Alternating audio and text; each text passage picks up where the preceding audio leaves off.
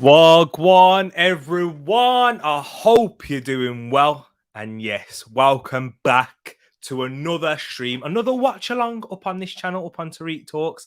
I'm glad to be bringing this here for Southampton versus Wolves, as you've seen from the title, the thumbnail. But guess what? You know what? I've got a special guest coming here, joining me. He's a Wolves fan himself. Yes, his name is Jake. Here he is, one of the OGs on the channel. In the comment section, you've seen him there before. Popping in if he's not working. There you go. The floor is yours, Jake. How are you? Hope everyone's good. I'm Jake, massive Wolf fan. It's a pleasure to be on the Tariq Talk channel. Big up yourself. I'm glad that you're here, man. Yo, we needed you here for someone who is hold on, let me go through the comments here. This is my nephew. Hey, I told you, RIP headphone users. Here we go. He's only 6, but he's already saying he's already trolling me there. But anyways, Jake, yes, I'm glad to have you on here. You know what? We got in touch. I said to you from when I started this channel, I wanted you to come and join me. So I'm happy that you are here now. How do you feel? How do you feel like, you know? It's a proud moment. It's definitely something I'll put on my CV. No, honestly, it's great to be back in touch with you, and actually be on the camera and instead of behind a keyboard. It's good to be more involved. It's good. Exactly, man. That's what I want you to be here. When's the last time I saw you at the West Brom game? Yeah, we're West Brom game. But before that, probably about 6 years ago. What are you doing at West Brom with a Wolves top on? You can't even dip me in like that. No, I'm joking. I'm only joking. So I had to just drop you in. But you know what? How are you feeling about Wolves' start to the season? It's a bit up and down, to be honest. And let's not skip corners. We're doing well, I think, in performance-wise. We just can't get the ball back in the net. But now we've brought in Howie Chan, whatever his name. Our pronunciation's rubbish, but we brought in this new South Korean guy, and he seems to be doing the job that we need. And speaking to a couple of Wolf fans, they've been saying they haven't seen anyone like this since Jota's left, and that's what we needed. We needed that position filled, so hopefully he can come in and, do what he needs to do. Wow, filling those Jota boots, they're big boots to fill, they are. you know that already. Boots. With how successful he was at Wolves, moving on to Liverpool, and look how successful he's been there. Speaking of Hwang, do you know what? This is probably the perfect time to give you the lineup of both sides. So as you can see, in goal for Southampton, we have Alex McCarthy with Tino Livramento at right back and the centre-back partnership of Jan Bednarek and Mohamed Salisu with Kyle Walker-Peters at left back. So that back five right there, Jake, these guys have been looking solid this season so far. How many goals have West? They've lost one game, but I've had 4 draws out of the first 5 games. So this probably has a draw written all over it. And with your goal scoring form, it's going to be difficult to get past these and break them down, especially given they're at home. And then also in the midfield, they have El Yunusi on the right. I'm not sure if he'll be on the right or Redmond. It'll be interesting to see, with the usual partnership of Oriol Romeu and James Ward-Prowse in the centre. And then up front, we have Armstrong and Che Adams. So, yes, Adam Armstrong. I was about to say Neil Armstrong then, but, that's not easy. He wasn't a footballer, was he? And then into your boys. Do you want to read out the Wolves lineup there? So in goal, we've got Jose Sarr. Gone with back 3, Kilman, Cody, Ramin Slays. If anyone hasn't seen his Instagram or his social page, he's amazing. He's proper down to earth. Semedo on the right, Dendonka, Javitinho, Marcel. Obviously, we normally would play Aiton Ori, but got concussed in the Tottenham game, so hope to get speedy recovery soon. Podence, great to see him back. I think that's a reward, to be honest, because he had a cracking game against Spurs. Jimenez, again, nice to see him back. And Hang, I really can't pronounce his name. Hang with Chan. just say Chan. That'll be all right. Yeah, you can pronounce that. But yeah, so how are you feeling on that Wall side as a goalkeeper yourself? What's your thoughts on Jose Sarr? I've been wanting to ask you this. I'm not a fan. I would have preferred Rui Patricio to stay, of course. He's a keeper that makes incredible saves, but then the easy save that you should be comfortable with makes it more difficult. Yeah. I would have been happy to have played John Ruddy after his performance against on Thursday. He played a right blinder. Yeah. We could have lost that by True. quite a lot if it wasn't for John Ruddy. If he didn't see the save he made against Harry Kane. I saw that one. He made two, didn't he? Like two He massive made, saves. yeah, very close next to each other. For a goalkeeper, that's quite good because your adrenaline is through the roof when you make something like that. Yeah. But John Ruddy's one of my idols. I always look up to John Ruddy for some reason. Oh, do you? Yeah, I do. I was quite shocked to see Traore not on the starting 11. But to be fair, I do see him more of the game changer, more of the starting 11. Yeah. Mixed opinions about him again, but we'll go into that later. Yeah, exactly. I know what you mean. But I do agree with you on Jose Sarr. I'm not a massive fan of his game either. From when I saw him at Olympiacos, because that's the time that I saw him against Arsenal when we had those Europa League ties last season and the season before when we got knocked out by them. He would make some tremendous saves in a game, but then do something completely stupid to let us score. And we scored like 2 goals from outside the box last season at Olympiacos, and you should have saved both of them, or should have dealt with them a lot better, I thought. So when I saw that and you got that type of goalkeeper in, erratic, making those decisions, it doesn't breed confidence into a defence. Whereas, having a look at that back three as well, I'll move into my opinion. Connor Cody is getting a bit exposed with this possession football. He's not playing under Nuno anymore, where he was having a lot lower block, not having as much possession. And when he does get the ball, he used to spray it out quickly to the wingers with Jota, how good he was. And then you have like Pedro Neto last season too, where these wingers are a bit more technically, like ready to dribble, drive at defenders and create space with little 1-2s. So yeah, and Connor Cody, but mainly defensively for Connor Cody's where he's looked a bit suspect. I think Roman Sace as well is when he's like at his best, he's like a 6-7 out of 10, and he can pop up with a goal or two. So that's important. He's an attacking threat in both boxes. Well, he's a good defender in both boxes, defensively and going forward. And then Kilman, I really rate Kilman. I do think he's a good defender. He's still raw, though. You can tell he's not been in the professional game for long. But technically, I think he's probably better than Connor Cody, but with both feet. Probably doesn't have the same sort of passing range as Connor Cody, but the fact that he can dribble and drive and he can pass with both feet too makes him a real standout for me. So what's your thoughts on that back three there? Hang on. Let me just shut this door. Come on, Mister. That's all right. No worries.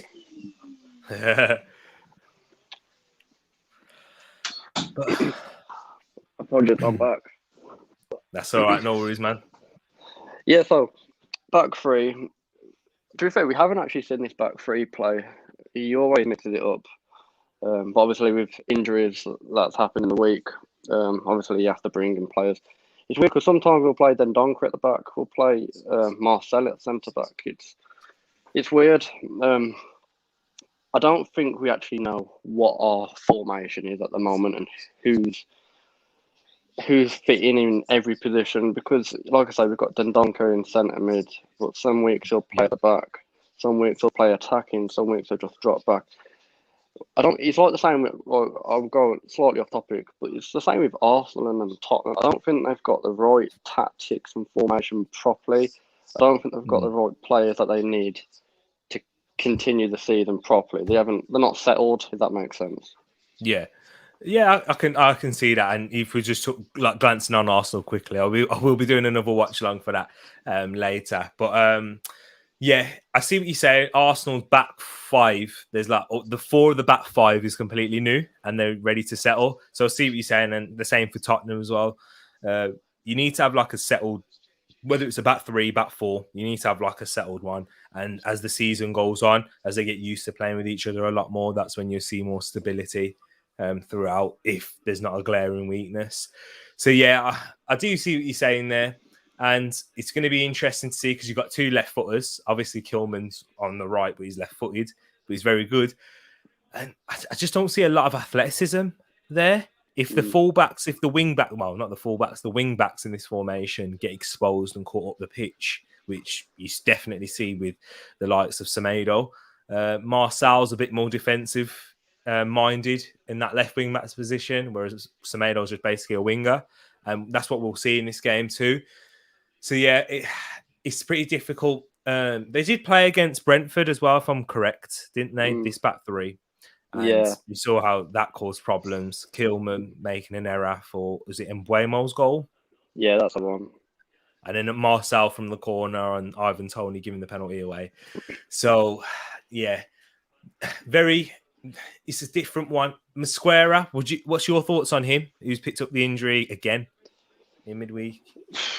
It was his debut, wasn't it? He played 8 minutes. I can't really say a lot about him. I don't really know a lot about him, to be honest. The first 8, obviously, I can only go off the first 8 minutes that I've seen him, and he seemed all right. But it's a young lad, isn't he? You've got to give him time. He's just, I think it was a hamstring injury, they've said. So I'm not sure how long he's going to be out for. And then obviously you've got to get your fitness back up.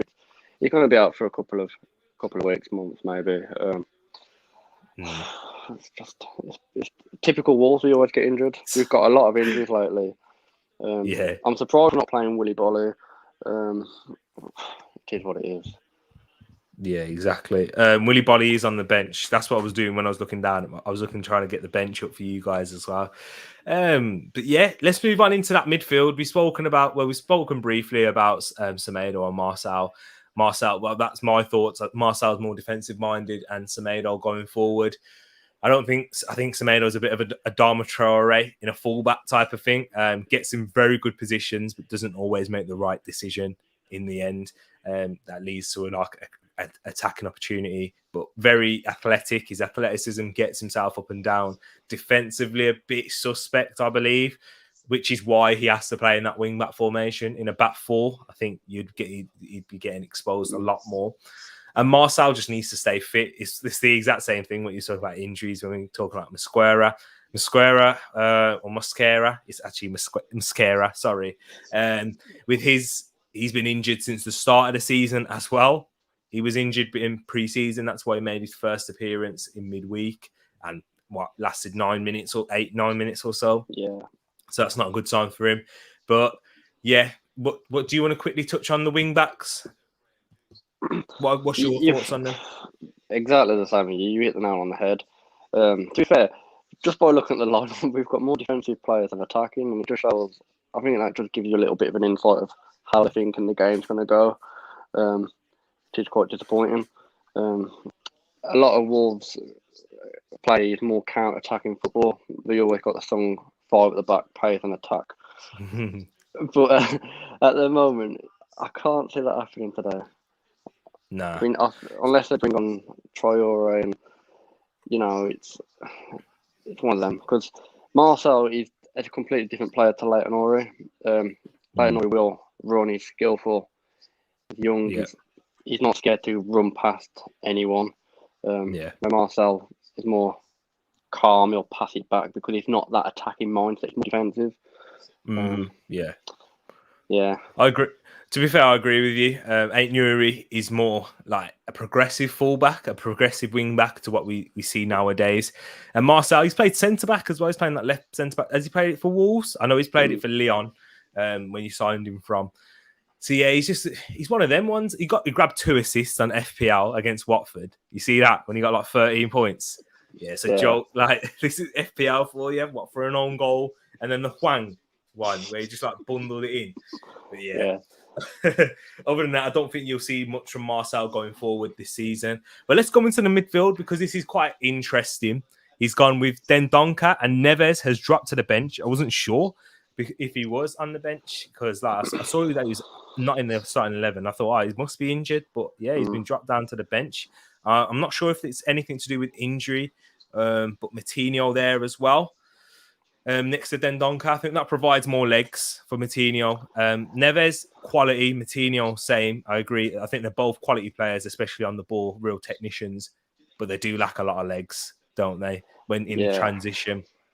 So what's your thoughts on that? But before I go, Grace, hello, nice to see you. And look at, whoa, it's Richards. Is he, Grace? We've got an OG here. Your turn. When is it your turn to jump on the channel next?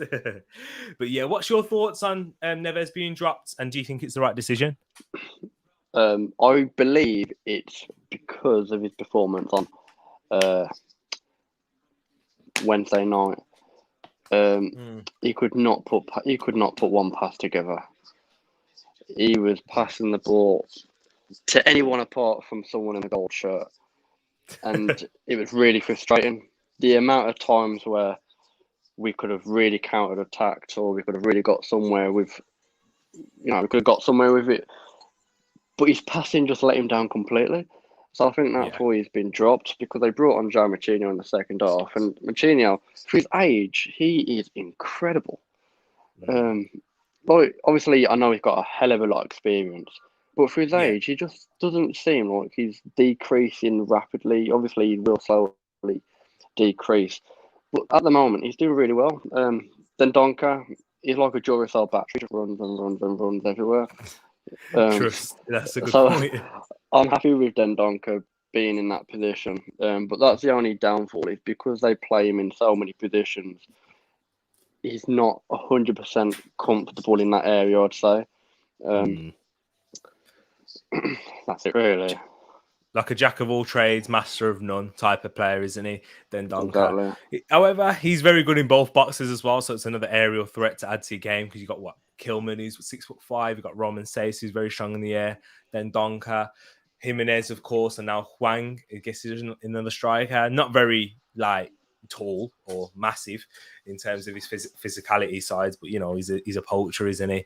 And you know what, speaking about Hwang, I think that's a perfect time to move into the front three, which is not all change. Jimenez remains up top, Podence comes in for Adama, and Hwang comes in for Francisco Trincao. Is I think that might be an injury. I didn't see him on the bench. No, he's on the bench. It's just rotated. So before I give my thoughts, what's your thoughts on that? Are you happy with that front three? Would you have made anything different, or just let me know? Yeah. No, I'm happy with that. I think it's a strong front three. I wouldn't have put Adama in either. I always see him as a game changer. I do rate him and I don't rate him at the same time. It's very frustrating to watch. Very frustrating. There's days where the games where he'll just run past everyone. But he lacks that finishing touch. He can't finish the ball, which is really frustrating. His delivery isn't the best. It's improved massively. Which of course is only going to get stronger and get better. But I always see him as a game changer. I would always put him on in the second half. I don't think I would personally start him. Hwang, whatever his name is, Chang. I really can't pronounce his name. I like him. Obviously, we haven't seen him much. Really good signing. Like I said to you earlier, he's the new Jota to a lot of Wolves fans. Raul Jimenez, again, it's just every game he played, he's grown in confidence again, which is good to see after the injury he suffered against you guys. Last year, was it? He's one of them. I would always pick him over Fabio Silva. I don't rate him at all. But that's my opinion. Podence, I just love Podence. He runs. We've got a thing about signing people from Olympiacos. Podence is Olympiacos, Jose Sá Olympiacos, and I think we've got someone else from Olympiacos as well. No, I'm happy. A very strong front three. Yeah, exactly. And just to let you know, Lucy, thank you for joining. Hope you're doing good. She's gone for a 2-2 draw as well. I'll get your predictions in a sec. But yeah, Adama is on the bench. I know. I can't get my words out. I know you never meant Adam, and you meant Adama. But yeah, he's on the bench, as well as Neves and Trincao. Those are the ones that have been changed from the previous lineup against Brentford. But yeah, interesting, that front three. I definitely think Daniel Podence deserves to start. He always looks like an attacking threat going forward, dribbling. He's got a lot of energy. for me, whenever I watch him, he always seems to get injured and the physio has to come on the pitch. Is that something you notice too? I know he's quite slight. I'm sure that's tactic wise. Because he plays the next game anyway. Yeah, true. He seems to pick up quite a few knocks. So it's going to be interesting to see if he can maintain a Premier League career with this physicality. Because every time I see him, physio, and he's always limping. Yes, when he's coming off, when he's getting subbed, it's always because of like a little knock or an injury. So yeah. But Hwang I think he provides more support for Jimenez. He's more of an inside forward. So that right side will be all Semedo's throughout that game. Semedo will have literally all of that. So he won't be having Trincao pulling out wide, who's, I would say, an inverted winger. And Hwang's an inside forward, so he'll be a lot closer to Jimenez. On that left-hand side, I think you've got a good balance with that, actually, because given the fact that Marcel doesn't do that much attacking going forward, or not to the same level, like frequency that you see with Semedo. So, and I think Pedence will really take up that wide position, come inside, trying to go in at the fullback, like to Livramento. And now it's just all about Jimenez for me. He needs a goal off his backside. If he can get one like Hwang, it's going to be interesting to see if he was wearing the head guard, if he'll wear that this weekend in today's game, because clearly he felt uncomfortable with it against Brentford when he threw it off. I thought that was quite a positive sign to see that he threw the head guard, because he's starting to feel more comfortable now with his now that he's back on the pitch. He's not worrying about it, and he thought, forget this, I'm dashing it off. So, but before I go into predictions, let me catch up on a few comments. How nice to see you. Thank you for joining. We have Jake over here and OG you've seen in the chat. He pops in when he's not at work sometimes, and yeah, even when he's at work. But I don't think Wolves have much luck in choosing strikers. Bring Bully in to rate the strikers before they signed. Okay. They should just play him, baby, or can you show the actual game? No, I can't. Unfortunately, Lucy, this video would get taken down. Do we think Wolves' transfer policy is too restrictive? Jake, I'll let you answer that one, then I'll go. I don't even know where to start, to be honest. We don't, in my opinion, I don't think we signed the right players. We've had a couple of decent signings. It's frustrating as a Wolves fan, because you want to see players that are going to come in. We bring in Fabio Silva for a record signing. Yes, he's very young, but apparently he was meant to be the next Ronaldo, according to the media and all that stuff. And yet we haven't seen anything out of him, which is really disappointing. Obviously, I know he's still young, but for that much of money, you would expect him to be playing every single game, in my opinion, alongside Jimenez. And for that much money, you wouldn't have to bring in another signing of Hwang, whatever his name is. Yeah, Hwang Hee-chan. Yeah. Whenever you say, just literally just say Chan. Yeah, just stick with Chan. That'll do. I'll do the rest. I'll say Hwang Hee, and then you go. Or you can just call him He. You can remember that one, surely. You can pronounce He. No, I'll just call him Chan. I mean, it's a lot easier to say Hwang Hee-chan than... well, it's not actually. It's probably harder to say that than Jake, isn't it? It's a tongue twister, that's what it is. But yeah. But it's, what do you think? So yeah, with the transfer policy, it is all to do with Mendes, isn't it? Jorge Mendes. And if he's got players that he's willing to sell, and with Wolves now, they're not really investing as much. I think it's mainly to do with the pandemic, you see, with the owners being Chinese, being from China. And there was like there's ever since the pandemic's come in, there's been so many different like laws added in China in terms of what business owners can do. Like if however much money they invest, they have to invest in China as well and pay and do the exact same. So there's a lot of like different political sides to it. I think that in this summer you made some decent signings, the ones that you did make, but you didn't make anywhere near enough that's required, because you did struggle with a lot of squad depth with Nuno. He kept playing the same team. It worked. It had its upside. It had its strengths when it was fine and the players were fit and ready.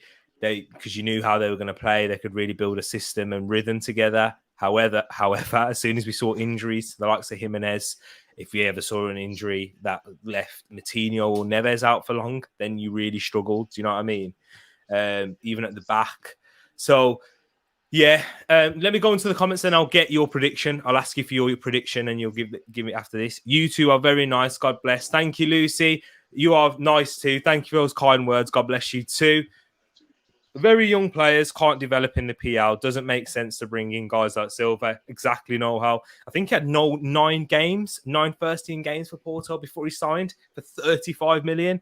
So that says quite a lot. Even if he was killing it in the academy for me, to spend 35 million on 9 games. And did he score a goal for Porto in his time there? I think he might have got 1. You see what I mean? Though? It's a big risk, but it's one of them ones. I was talking to Ed about this. Hopefully we should see him soon. Unless he's busy or something. You know, he's usually on this with the Wolves watch-alongs especially. But he was saying, like, it's Fabio Silva's one of them ones, like, with Jorge Mendes, let's sign him. We'll give you this player and we'll give you another one in return if you just look after me and, you know, pay wages. So, like, you know, like the brown envelopes type of things. But yes, and Know-How's just said there, not a development league. Exactly. This isn't what it is. With it, I think you actually made better signings in your championship season when you came up with Neves. You signed Neves, you signed Matinho in the following summer, you signed Jota as well.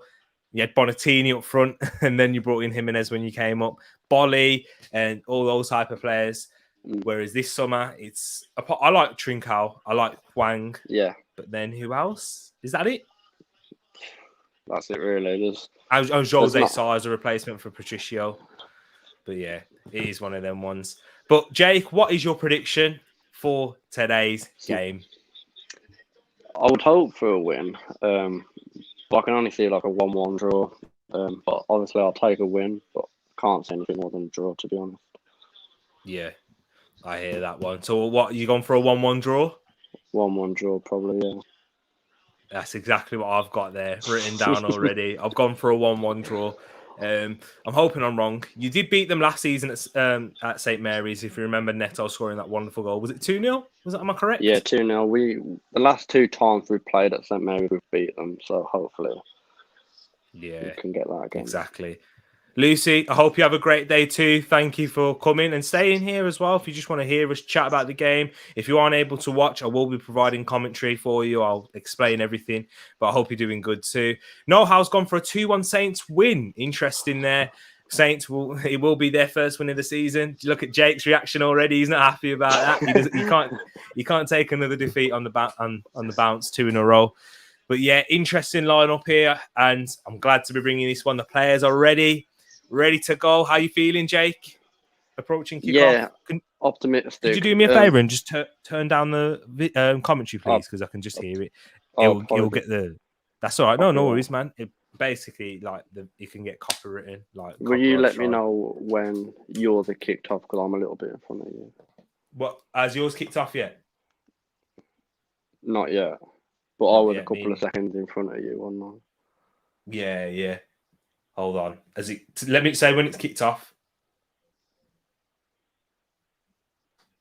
The players are taking the knee for me. Yeah, same. Yeah, we're on the same. That's fine. Oh, okay, 4. Fair enough. If I go back here, I think I should be exactly the same time. Yeah, we should be good. What is it up for throwing now? Oh, no, I haven't got that. I'll skip it a little bit. Okay, but the game has started, and Southampton have a throw on that right-hand side with Tino Livramento. Have you seen much of Southampton this season, Jake? If I'm honest, I haven't. Obviously, because I tend to work most weekends. I don't really get to see a lot of football. Just following the Wolves. Pretty much. I have the odd Sky Sports. Oh, here we go. We've got a chance here. Semedo, shot saved. Big opportunity already for Semedo. Didn't we talk about this literally about 5 minutes ago? Oh, wow. Big chance there. It's good play from Jimenez and Podence. Nice little 1-2s there. A bit scruffy. Jimenez gets it out first time to Semedo, who takes a strike, but it's an easy, comfortable save for Alex McCarthy. What's your thoughts there, Jake? Yeah, very good, very promising so far. I personally would have put that bottom left, Yeah. but I think he was a bit off balance. Um, just see what the corner brings now. Here we go. We have Matinho out for the corner. Whipped it in. He's clipped it over towards the back post, headed across by Sace, but it's into the hands of Alex McCarthy. And Southampton looking to break quickly, but it's a poor throw out. What about you, Jake? So, Jake, is anyone off the team sheet for you for Southampton that you think's a danger? Who you think should look like Wolves really need to keep a hold of? Armstrong. Armstrong. Well, he's only got one goal. Well, he's got two, hasn't he? Is it 2 or 1? I think he's got 2. Well, like I say, Apologies for with our defence at the moment, we play a very high line.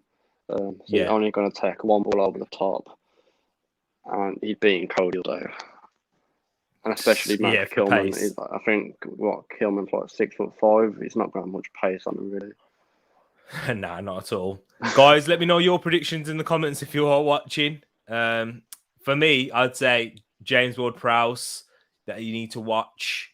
Oh, there seems to be a clash of heads already between Sace and Al-Yanusi. Yeah, it looks like an uncomfortable one. Physio's having to come on already. But yeah, in terms of that for me, I think Redmond on his day is fantastic and he can be unplayable, but he's a very streaky kind of player, isn't he?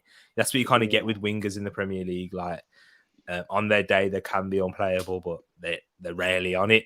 Unless, and if they were, then they'd be one of the top clubs, one of the top big teams. Who else? James Ward-Prowse, set pieces. You're going to have to deal well with corners today.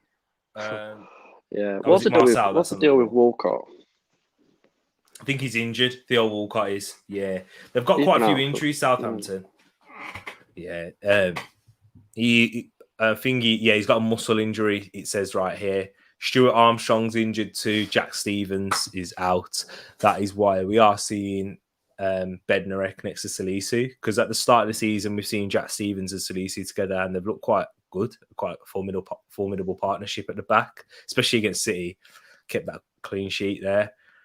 But yeah, what's your thoughts on Bruno Lage as well, by the way? How are you one of those fans applying pressure onto him? Do you think he deserves time? Are you happy with what you've seen, or do you wish you had Nuno back? Oh, apologies. That's all right. I don't know. It's because we are playing good. We're playing good football. You know, Leicester we should have beat them. Tottenham we should beat them. United we should have beat them. We just didn't get the final product away, which is really frustrating. Which is why they've brought in Chan. Bit right there. There we go. hopefully to iron out those creases, and we can start getting some performance. We can start getting some points on the table, which we need. You know, there was a lot of talk about him at the start.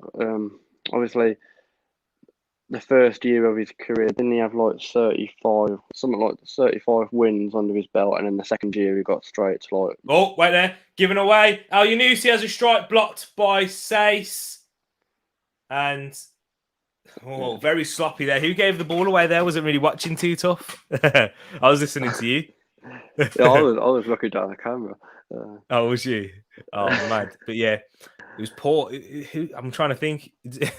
Sorry, guys, for that. I was half asleep there. I was just listening to Jake, looking at the screen, and then I realised, hang on, this could be a chance here. Apologies for cutting you off. But what was you upset? What was you saying? Yeah, didn't he have like the first season he done really, really well, and the second season he was like absolutely dreadful, and that's when they sacked him. So it's hit or miss. But like I say, we're not getting. When you look at it from points, we haven't got the point. When you actually go into depth and watch the actual football, we are playing good football. It was Kilman. Kilman there. Kilman, man. That's what I'm talking about. I really like him, but that he's very raw, lack of experience. You can't be doing that. He should have really got punished, but now this is a dangerous area here for James Ward-Prowse. As you can see him bouncing the ball. If he can really put this on a sixpence here, and we saw how you was defending set pieces last week. Hopefully you've learned your lessons from that. Here we go. He's clipped this one in towards the back post. It's going to be headed across by Bednarek, but easy catch for Jose Sarr, who throws himself on the ground. I'm a big fan of the goalkeeper kits this year. They are amazing. Yeah, to be fair, like it's what is this Castore? Is that your like supplier? Yeah, Is it? everyone's gone to Castore this year, haven't they? There's been quite a Yeah, few you and clubs that have gone Newcastle. there. I think Yeah, I know Liverpool's that. done the same as well. Nah, I don't think they have. I don't think so. I know in the Premier League so far it's you and New. I thought it was a poor kick then, but it kind of worked out. But Livramento, I really rate him, by the way, for Southampton, the right back. He came from Chelsea's academy. They signed him in the summer, and I heard a lot about him. He was their player of the season in their academy. And you know how Chelsea's academies come through in recent seasons with the likes of Mason Mount, Reece James, Tammy Abraham, and more. That's been gone through, having loaned their whole academy out to the rest of Europe, especially to teams like Vitesse Arnhem. With Broha, who's on the bench as well, but Livramento, top player, brilliant. You should keep your eye on him. He's a danger going forward, and defensively, he's proven to be quite sound. So all eyes on Marcel dealing with him there, and it looks like Hwang's playing out on that left-hand side. Armstrong shot across goal, finds it well to Al Yunusi. Tries to get across in the block box, but it's deflected. Southampton trying to put on a bit of conservative pressure here. And here we go. Counter attack for Wolves. Jimenez holds up the ball pretty well, wins a free kick. And he's got his headgear on as well. Oh, yeah, he has got his headgear. I think Jimenez is warming up into this game. Not into this game. I think he's warming up into the season and he's getting a lot better. Earlier on in the season, in the first game, I think his hold-up play was lacking, which is what his biggest plus point was, don't you think? I think that was his best part of his game. Everything he does outside of the box, and then he could finish too before his injury. So do you think he's going to come back and return back to his form? Part of football. Yeah. Do you think he'll return back to his previous form? But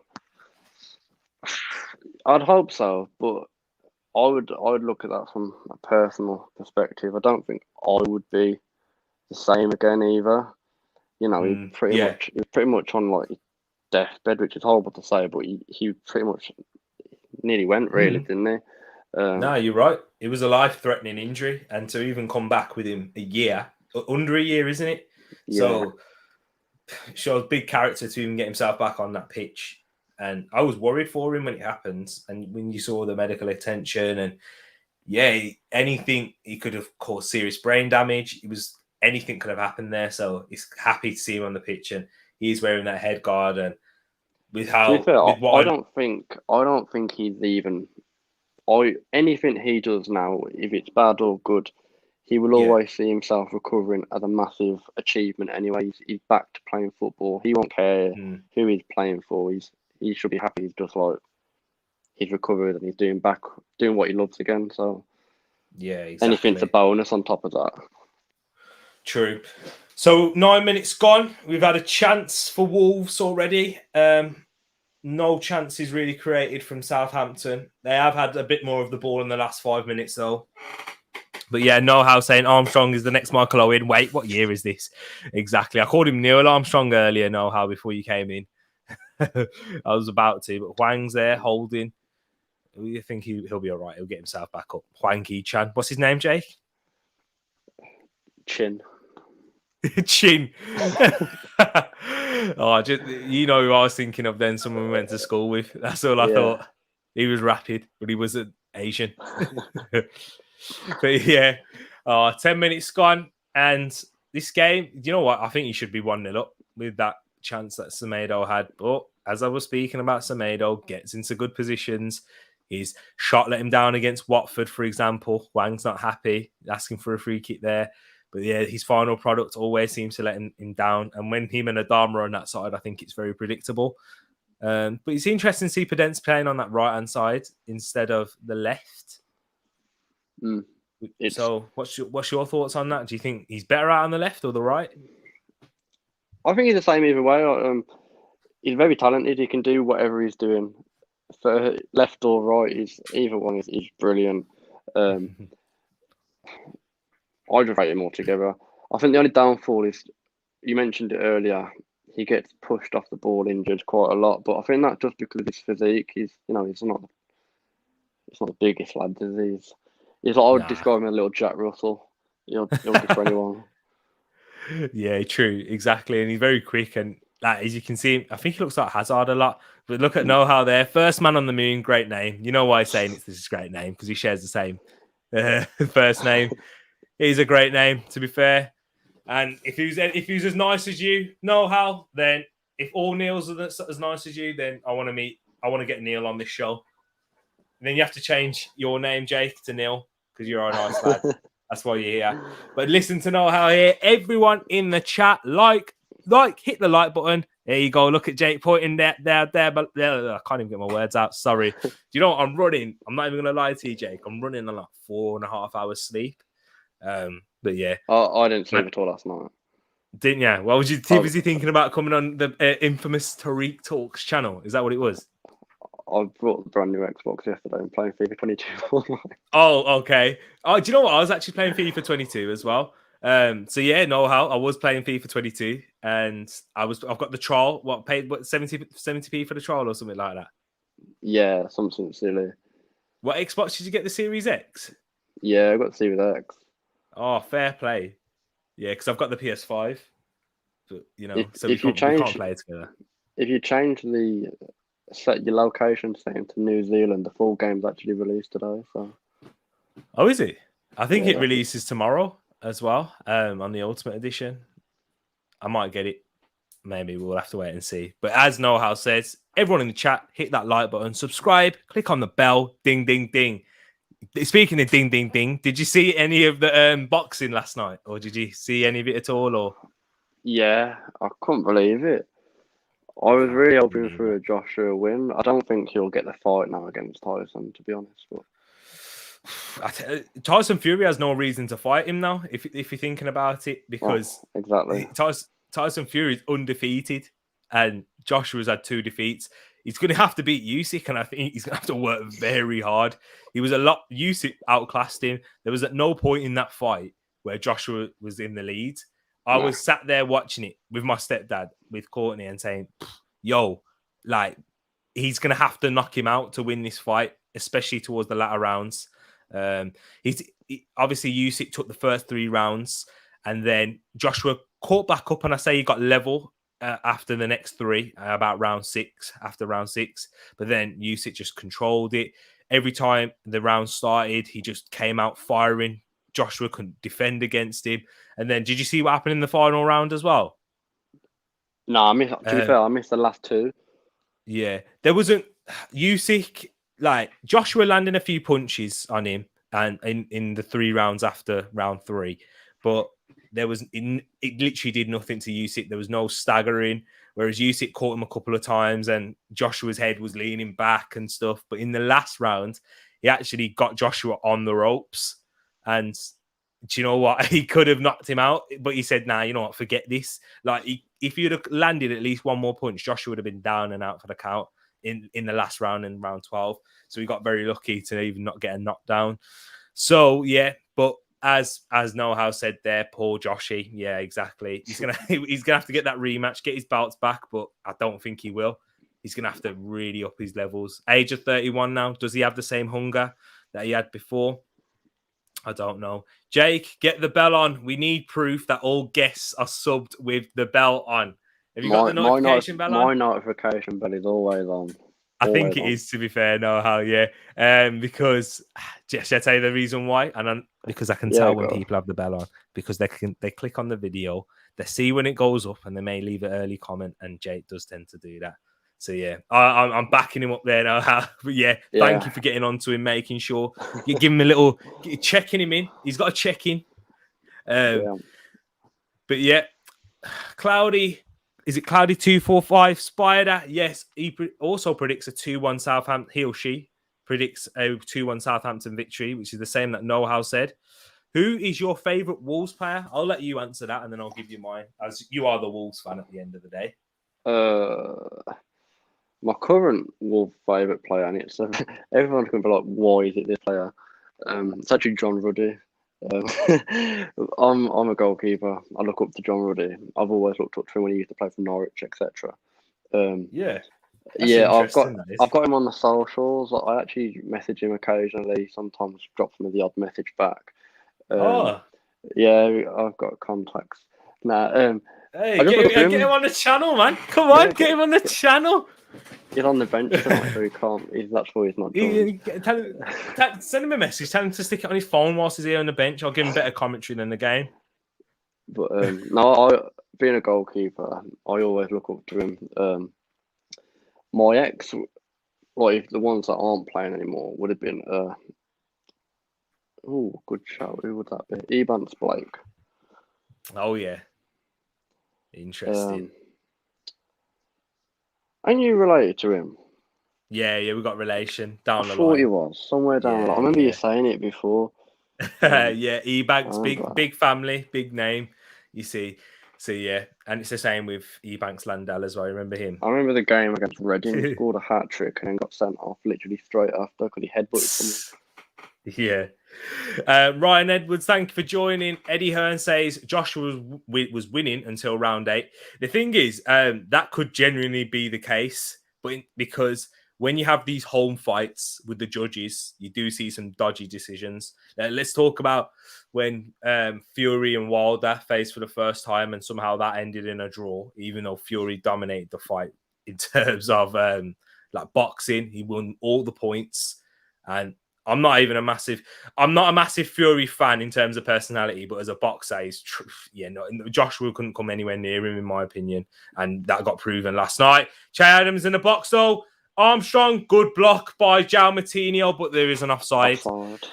But yeah, so that could genuinely have been the case. But yeah, in my eyes, Joshua was never winning that at any point in that match. He was at best, he was level. And I'd say that was about round 7. But then after that, yeah, Joshua, he just couldn't handle him. The thing is with Joshua, he came in lighter than he ever was in any fight. So he was really trying to, he sacrificed the power for the conditioning so he could last longer. And he did last longer. He lasted the whole 12 rounds, but he didn't do anything in it. And he just got outclassed, in my opinion. But yeah, that could be the case. Thank you for bringing that, Ryan. Ruben Neves is my favourite Wolves player. Good shout. And I will predict a 1-0 Southampton win. So everyone's gone for a Southampton win. No one's gone for Wolves in this game. I can understand why. We haven't been playing best lately. Just got as soon as we start getting some goals in, the confidence will grow. Because I think that's what we're lacking in confidence. We haven't scored nothing. We scored like one goal. Yeah. As soon as we start getting the ball in the back of the net, confidence will grow. Got to give it time. Mm-hmm. Yeah, I get what you mean. And my favourite Wolves player before his injury, it was Raul Jimenez by a mile. I don't know now. But I'd have taken him at Arsenal before the injury, most definitely. But now, do you know what? Yeah, I'd say Ruben Neves, actually. I agree with Cloudy Spider, because that's someone I would take at Arsenal for sure. I've mentioned it before. And, know how, yes, I'm going to mention the GX Granit Xhaka. I've always said that he's a bigger upgrade than Xhaka, in my opinion. He's a bit more mobile. I don't think he's incredibly he's miles above Xhaka in terms of mobility, but he does everything that Xhaka does and more. He's got a better shot, he's got better passing range, he's better with both feet. But yeah, they're similar style of players, but he's just an upgrade on that. So that's probably my favorite player. I had money on Usyk as I saw Joshua's condition. He was very light, and with Joshua, he's got a decent boxing ability. I think he's quite underrated in terms of his technical, but it's definitely not his strength. And he has come up against better fighters, or better boxers, shall I say. But with Joshua, that athleticism, that power, that he has that kind of all-round ability, and that he losing that power, which helped him against Klitschko, against another Ukrainian, where he was struggling in that fight too, but his power came and proved to be vital in that victory. Seeing that, it was a problem. And I predicted before I saw the weigh-in, Joshua around 6, because I thought he would be able to sustain him and then hit him with a sucker punch with that reach and power and the height advantage that he has. But when he saw that, came in light. yeah, it was a nightmare. But Cloudy Spider, predictions for Arsenal versus Tottenham, and that's a perfect game to bring up because do you know what? Who do I support, Jake? Tottenham.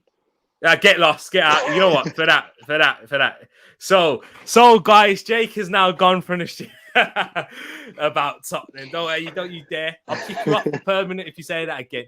But yeah, I am an Arsenal fan, and I will be doing a watch along on this channel for that one. My predictions for that game. Do you know what, Cloudy Spider? Oh, do I give him now? Do I? Or should I tell him to wait?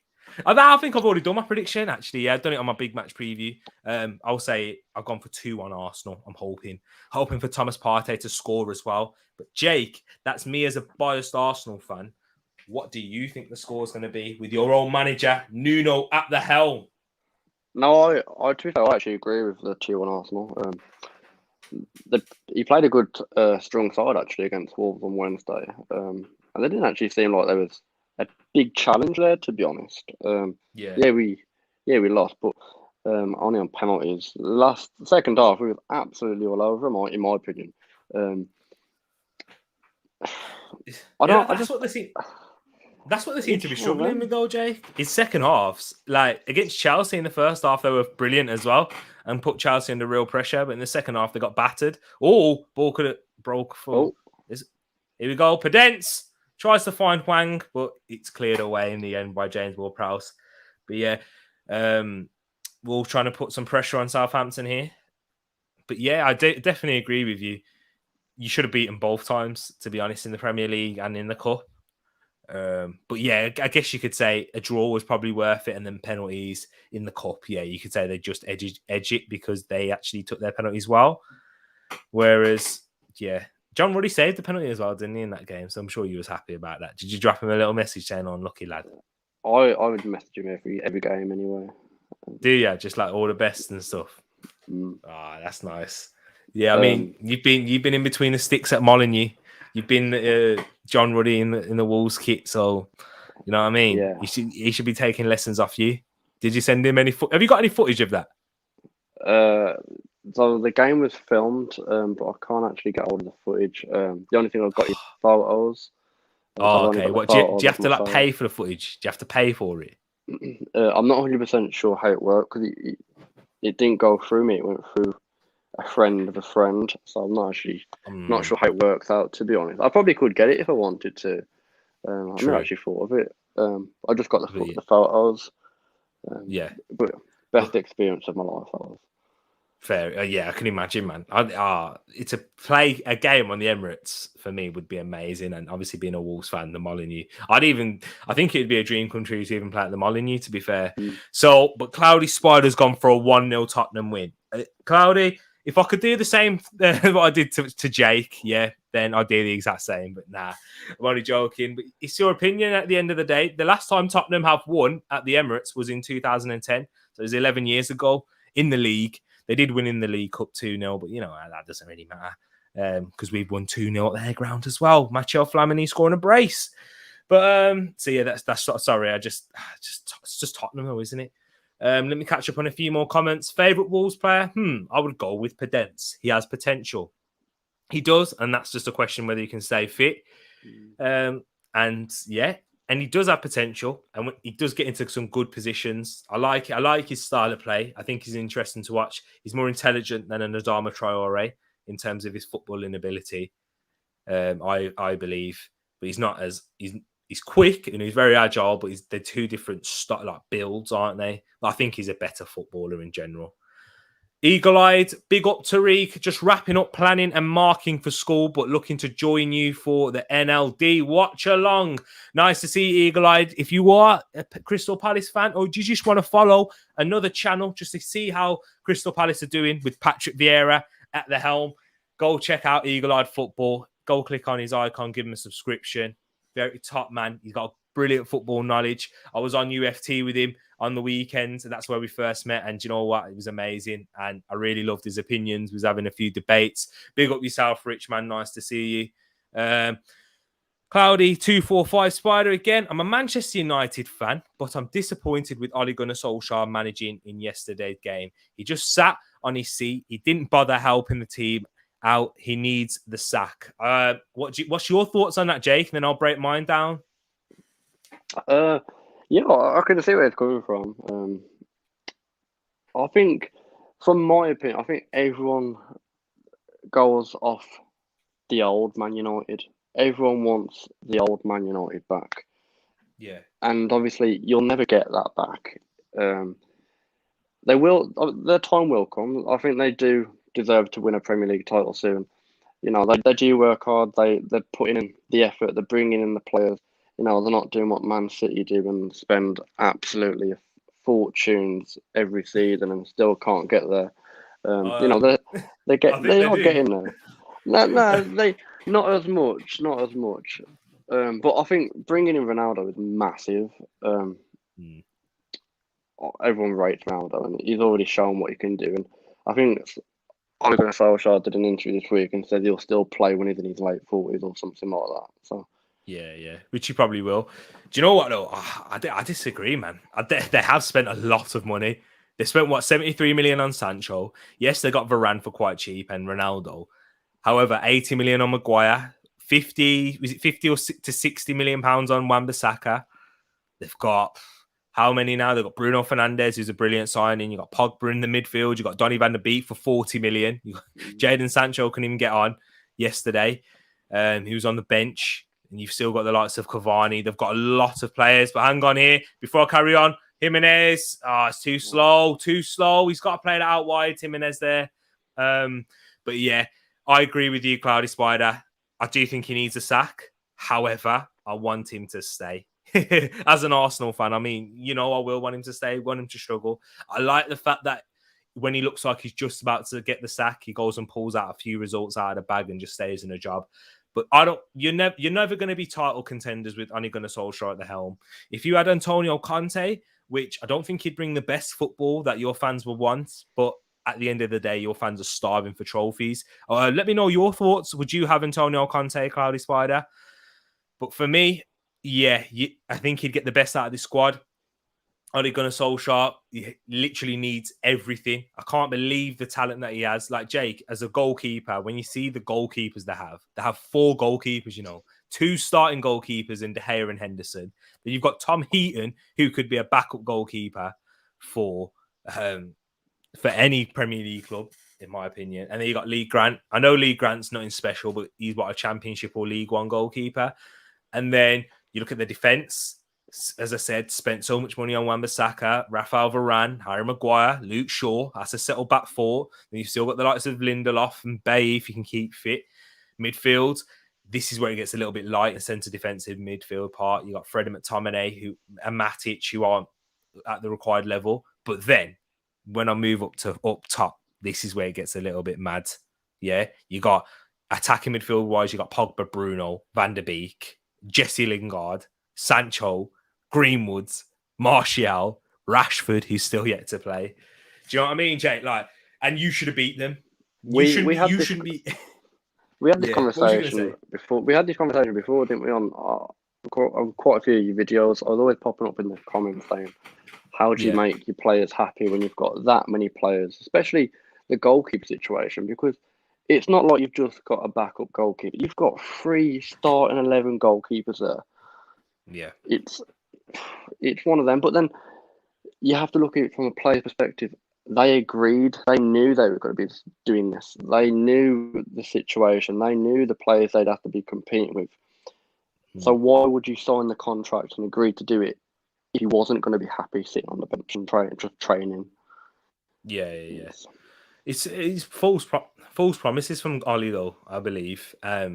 He's done the same with they were saying what happened to Sancho at some point, spending that much money. So what? They're going to spend over 110 million on players that can't even get in the team. Do you know what I mean? Like, I know Man City spent ridiculous on their fullbacks especially, but until they signed Jack Grealish, they weren't signing anyone for over 60 million. So they signed Mahrez for 60, De Bruyne for 60. But Man United have splashed the cash, and it's different types of cash. That's the money that they've generated. So it's more like if you're going to look at it from a moral perspective, that's their money, whereas the money that Man City have spent over the years is generated from their owners. So I get what you're saying there. But Larry, thank you for joining. He's gone for a 0-0 in that game. I can tell you the last time this game ended in a 0-0 draw was in February 2009. So it's been, 12 years since that's happened. But there's all, you know what, the records are there to be broken. Ryan Edwards, Arteta's in trouble, in my opinion. Say he loses this game, then he is sacked. I think the players may throw the game to get rid. I think Tottenham will win comfortably. Ryan, are you a Tottenham fan? But yeah, I don't think that's going to happen. The players, there's been so many other times where Arteta could have been sacked and should have been sacked, in my opinion. I'm glad that he is here, and I'm one of the Arteta if you know what I mean. Like, if you used to put me in one category, I'm not. I wouldn't put myself there, but you got so many there's such a split down the middle. But I think if there was a time where Arteta would have definitely got sacked, and if the players wanted to throw the towel in, they wouldn't have beat Chelsea 3-1 last season. I don't think that Tottenham will win comfortably, Ryan. And I don't actually think he's in much trouble either. If he loses today, there will be pressure from the fan base, but is he going to get sacked? No way. He's not. He's going to be given time, and I think he'll be given until at least Christmas, unless we end up in the same position that we were at Christmas time last season. He has been backed fully. Look at all the signings he's made. Even the signings that he did make, even the signings that we made, he chose them. Edu and Kroenke were a bit, and everyone in the board were like, I'm not sure if I want Ramsdale. I'm not sure if Ben White's a good signing, but they were all signed off of the back of Arteta's wishes. So he has seriously been backed, and he will be given time. If he's I mean, do you know what I mean? Like, it makes no sense to sack him straight away after his signings. They've still got to settle.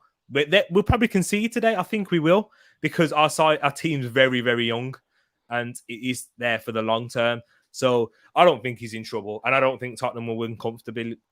Look at the trouble they're in. They've lost 3-0 both games in a row in the Premier League. And Nuno, even when they were winning their first 3 games, they weren't looking comfortable out there. They should have lost. I think they deserve to beat Man City. However, they didn't deserve to beat Wolves. They didn't deserve to beat Watford. And then they got battered by Crystal Palace, even before 10 men. So, yes, they had a lot of injuries and a lot of players out, but that's exactly what we had at the start. But nobody was willing to say those things for Arsenal. Do you get what I mean? Because I think, because it's Arsenal, it's easy to take the mick out of us. And we're a big club. Our fan base in general make it easy for us. So, yeah, I disagree with there, Ryan, but I do see where you're coming from. And if that happens, I'll eat my humble pie. I will eat it, and I'll eat it gladly. Well, not gladly, a shame. But yeah, eagle-eyed, let me catch up on a few comments and I'll get back to you there, Jake.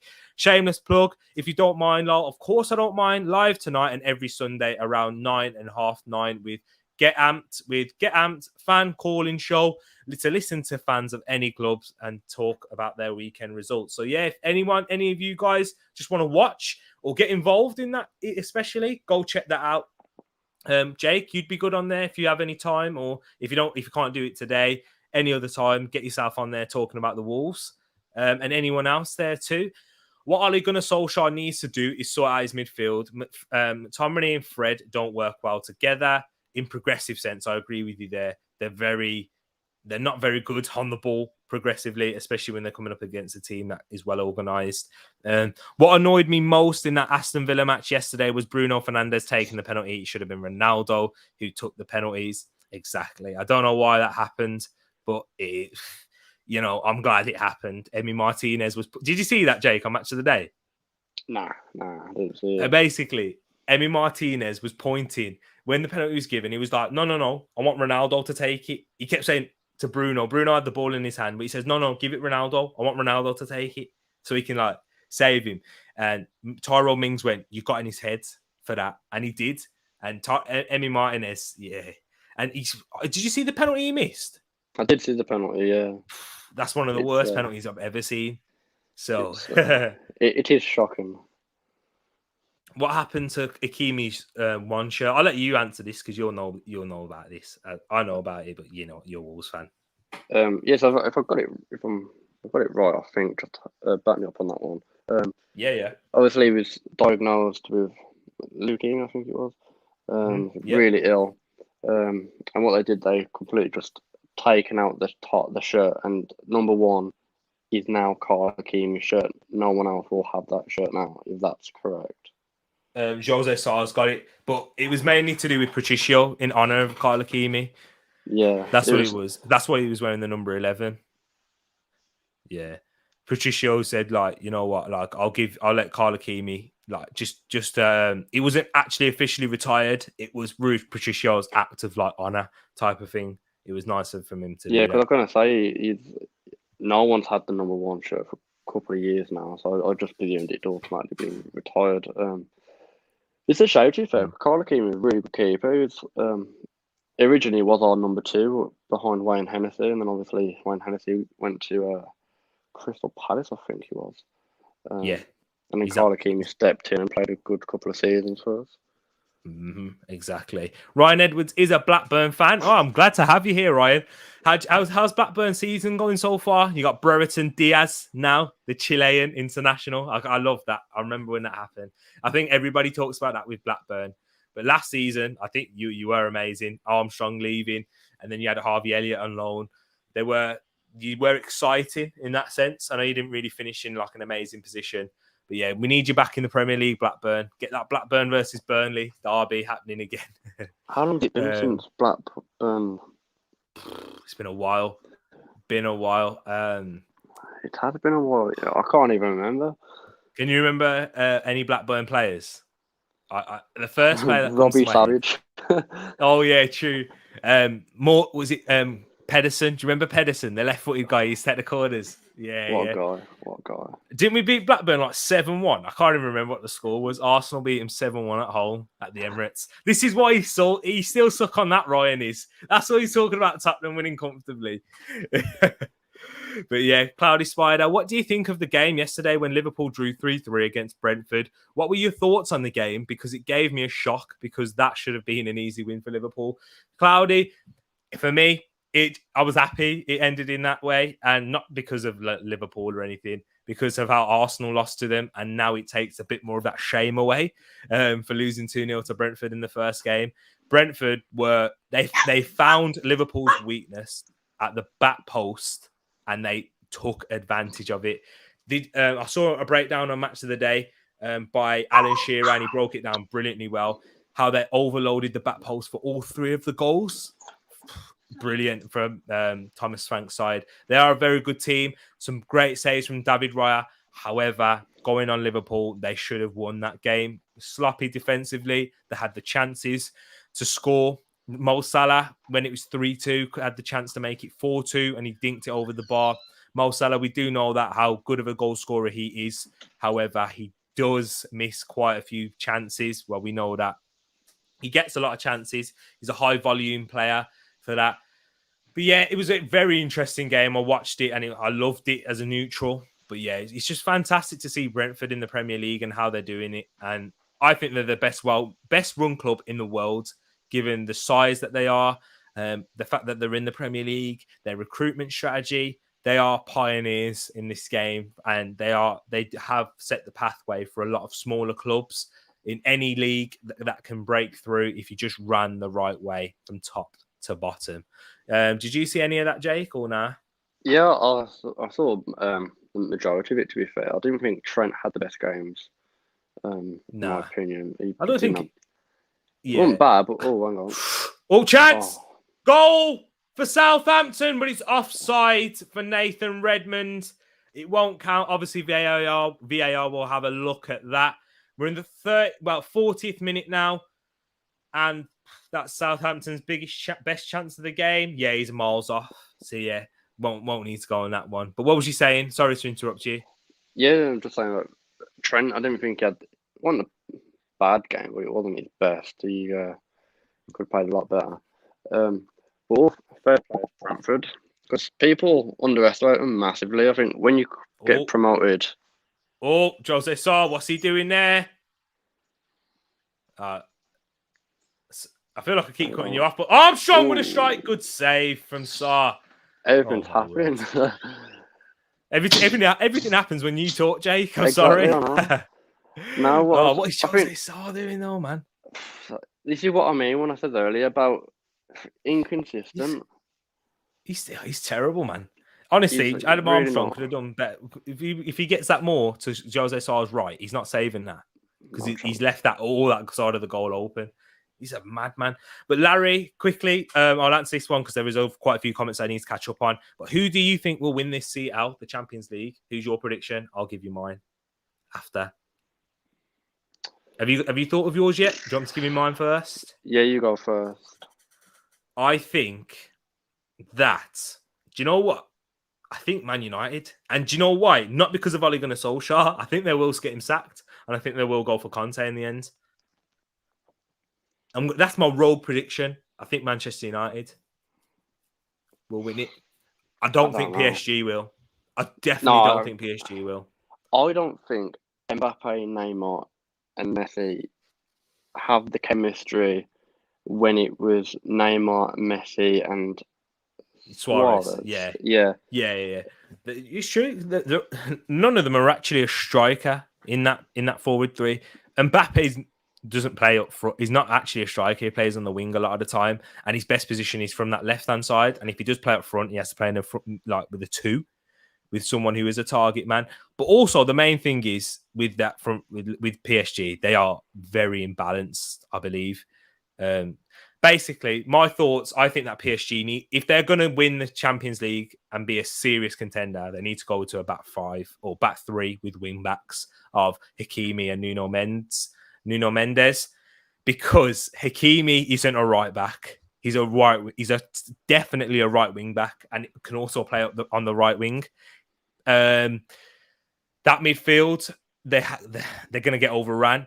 Messi, Neymar, and Mbappe, yes, we know how brilliant they are going forward, but against a well-organised defence and someone that can counteract their weaknesses, they're very exposed. They do nothing defensively, all three of those players. We saw what Messi did defensively for Barcelona, nothing.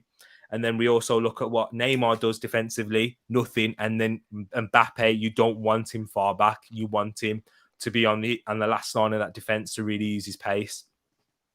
So they are very imbalanced. And then you've got Mauricio Pochettino, who's not exactly a serial winner and doesn't know how to win trophies, unfortunately. I'm not sending shots out there. Brilliant manager, I think. But this isn't the team that he built at Tottenham, where he got all the players to train twice a day. They listened to him, everything that he said. He got the best out of every single player. He's not doing that at PSG at the moment. But for me, I think Manchester United will win it. And I think that's my roll shout. It's a bit of a dodgy one. But I think Ole Gunnar Solskjaer will get sacked before Christmas. And yeah. What about you? Who are you going for? I think there'll be, firstly, I think there'll be at least 3 managers sacked before Christmas. In the Premier League? Yeah, at least. Yeah. I don't know. I think I really couldn't say at this stage because there's that many talented teams out there and everyone's got new players this season. It's not like they've only brought in a couple, like 1 or 2. Everyone's like had a massive rechange, haven't they? Everyone's been brought in massive signings: Man City, Jack Grealish, PSG, Messi, Man United, Ronaldo. It's all to play for. It really is. I couldn't really say.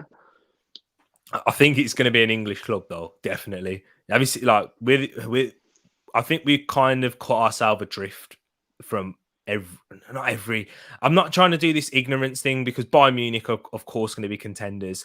You're going to have in Italy. I don't really think Italy's really gone down in terms of the signings, especially in this summer. They've lost a lot of quality players. PSG are literally like the biggest threat because of the players that they have outside of England. But yeah, Real Madrid aren't the same. Barcelona, we've seen what's happened there. Any other league that I'm missing? Not really, no. So I think it will be an English club, and I can see Man United doing it. But that's just a little prediction that I've gone for there. Who do you think was going to win the Europa League? I think West Ham will win it, says Cloudy Spider. West Ham is difficult because injuries. If Antonio gets injured, it's game over. They're not doing anything in either the Premier League or the Europa League. I don't think they have the squad depth in certain positions. In midfield, they have it. If Rice gets injured, however, it's all about keeping their key players fit. I don't think they have that much squad depth West Ham to really compete in both the Premier League and Europa League. So if West Ham do go far in the competition, they'll really suffer in the Prem. But if they don't go far in the competition, that will help them in the Prem. And it just all depends on what David Moyes does and the look of the draw. But Europa League, who else is in there? Leicester, no. Napoli, it could be a good shout. I can't. Who else is in the Europa League? I actually think Leicester's got a good shout there, to be fair. Yeah. West Ham do look good, though, Cloudy Spider. I think West Ham look better than Leicester this season. They battered them 4-1, didn't they? So, yeah. Love that there are no easy games in the Premier League. It's the way it should be. Exactly. Love that. We have hit half time here, so it's perfect time to catch up on the comments. Nothing's really happening. Nelson Semedo. Is it Nelson Semedo? I'm saying his name right because I always get mixed up with Ruben Semedo, who plays at Olympiacos. But yeah, had a chance, and then afterwards, Southampton had a goal disallowed for offside, which was rightly given. Eagle-eyed football. Armstrong was too good for the Championship. Glad he went to Southampton, as I rate Hassan Hootel. I agree there, and think he'll get the best out of him with his pressing style. Totally agree with you there, Ryan. There's so many comments I need to catch up on. What's your top 6 Prem prediction?